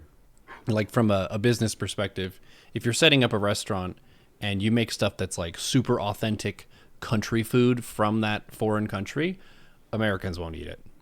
Like maybe a random adventurist will, but your regular person is going to be like, "Ooh, what the fuck is this flavor? Like, where's my normal set of flavors that I'm used to with some slight differences?" So you're trying to cater to your audience. You're not trying to like make something that's as authentic as possible just because it's not really economical. You need to know the demographics of where you're serving the food and what flavors people want. Maybe you have one or two items on the menu that are more authentic, but you do have to check quite a few boxes, especially for people who are picky eaters. That's another thing too. I don't know, people in chat, if you would consider yourself just off the cuff, where 10 is you will eat anything and 1 is you're a super picky eater, where would you say you fall? I was vegan for 3 years, so during that time period I was probably a 1 or a 2 just because it was a super strict set, but I'm probably closer to a 10 now. I'd like to think I'm up there, but I'm You also definitely lazy. are. You definitely are. I've been to places with you that are very authentic and you're just down, so I would say you're True. like an 8 or a 9. I don't really recall you saying no, I don't eat this food or vegetable or whatever. Yeah, I'm very open to trying stuff, and for a long time I was very active about it. But the only reason I would knock a few points off my scores because I'm not as active. I'm not as proactive at seeking it out, just because I'm inert and because I don't have as much money. Mm-hmm. So in so much as that's relevant, I would knock a few points off. But if we want to ignore that, then yeah, I really like trying new food, especially authentic, quote unquote foreign food. Mm-hmm. I find it can be refreshingly novel, new, which is always fun. Everybody loves more novelty. But in some cases, I'll find a dish that I just really like. I won't generally be able to eat it very often because I can't generally find it, especially some of the stuff I tried when I was in Beijing or Bangkok. You just can't really have it here. Peking duck is really good, Neuro. I don't know if you've had that before. I don't know if I have. To be fair, my hosts in China, and I did have hosts, I wasn't there by myself. I had the family of a friend basically host me and then drive me around and take me places. They actually took me to a couple of really nice restaurants that are probably not just like normal places most people would just go to eat for a quick meal. They were kind of fancy restaurants, relatively speaking. And so the Peking duck I ate was probably like relatively high end. So I don't know that something like that I would necessarily expect to easily find out in the States. Probably more like just regular sort of mediocre Peking duck would probably be more the norm. Mm-hmm. It is a very kind of specific dish that has to be made in a very particular way. You could probably find it at a really fancy restaurant here in the States, but I don't know how many fancy Asian restaurants are here in Dallas that I'm aware of that would serve it. The West Coast has quite a bit. I know Seattle does, and when we were in Vancouver, they definitely had a lot of authentic Chinese stuff. Also, pretty authentic Taiwanese food. Man, you're making me hungry. You're talking about food. I'm like, oh, jeez. Yeah, I want to get a bunch of sushi this next week, and then there's a really good ramen place in Seattle that we're going to go to as well. Ramen is such a good invention, man. God bless the people who made the amazing foods of the world. That's something that makes me respect different countries a lot, is I feel like every country, most countries that I've heard of and tried food from, have figured out some really awesome ways to make food. Good job, humans. Well played. Yeah. Have you ever had dragon fruit? Yes. What do you think? It's pretty good. It's a little bit difficult because I'm not used to it to have it right when it's at the correct ripeness. But it's all right. It's like not particularly amazing, but it's not bad either. It has a cooler sounding name than the experience of eating it. I thought it was I liked it. I don't know how often I would go out of my way for it, but I did like it. I recently found out that it's actually native to the Americas. That kind of blew my mind a little bit. I always associated it with the Far East, East Asia. Mm-hmm. I had no idea that it actually originated here, in the Americas. I don't know where in the Americas exactly, but yeah, originally an American fruit. Yeah, potato is one that I associated with Ireland because of how reliant they became on it, but that's a South American thing, I think. Correct. Yeah, the Columbian Exchange was a pretty significant inflection point in the history of humanity. Mm-hmm. Lots of wild shit came out of that. Chocolate, yeah, that's another big one. Corn. Mm-hmm. Oh, Neuro, I just drank the nastiest corn shit today. Corn stuff? What? I'm like 90% sure it's basically just corn juice. Yeah, I was at the grocery store the other day, and just on a whim, I wanted to experiment with something, so I bought some drinks that I think are imported from Mexico. It's like a soft drink. It was a Goya malt, I think is what it was called. So I just figured I'd try it, just to try something new, see if I liked it. And I did not. I really did not.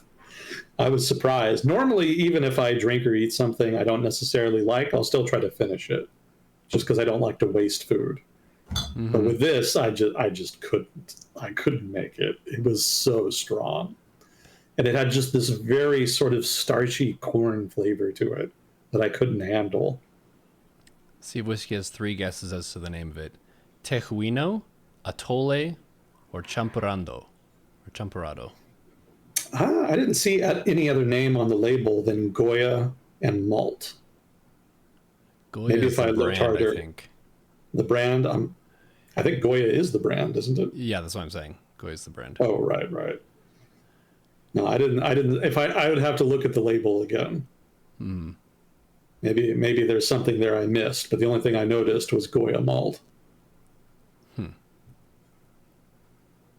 It was worth a try, but yeah, I'm not finishing the 6-pack that I got. I'm gonna have to give it to somebody. Tomato is also from South America, even though we associate that with Italian food. What was that? Tomato. Oh, right.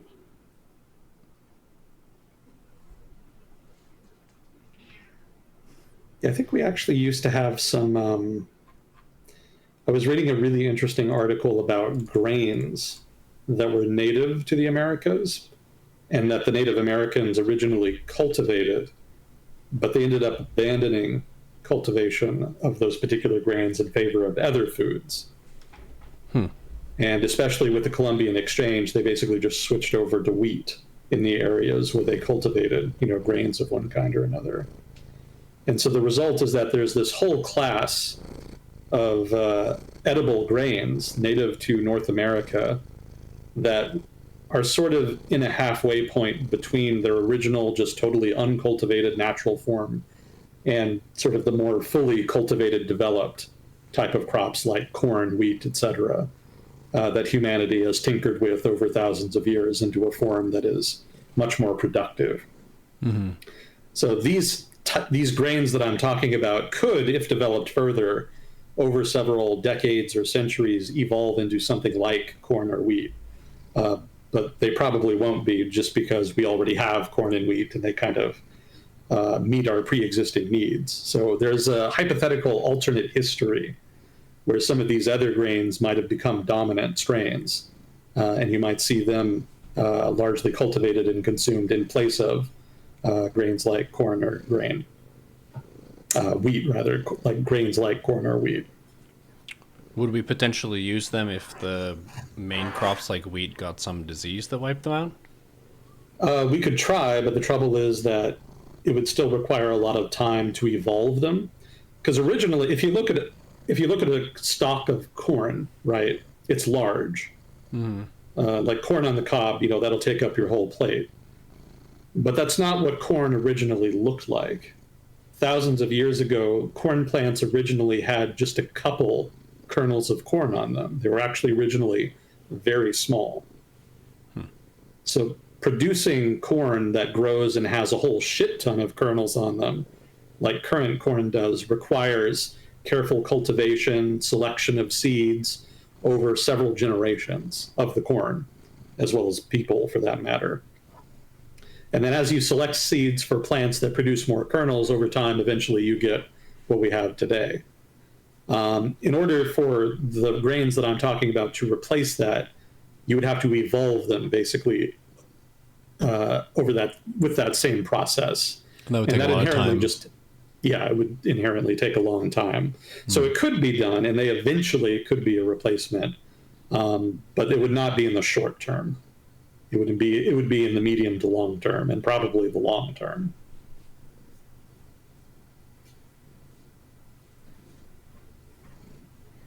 Interesting. That makes sense, though.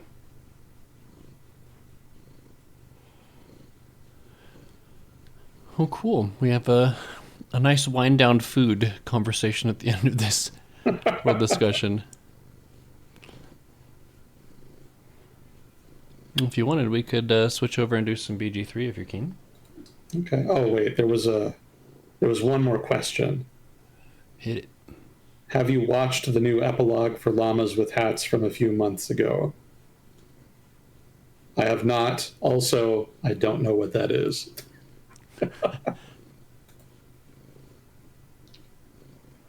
Easy question to answer. Very quick. I don't know.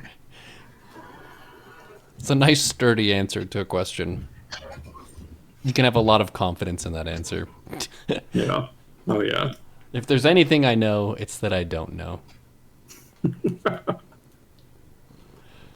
Fun fact, llamas are great for livestock defense, kind of like donkeys.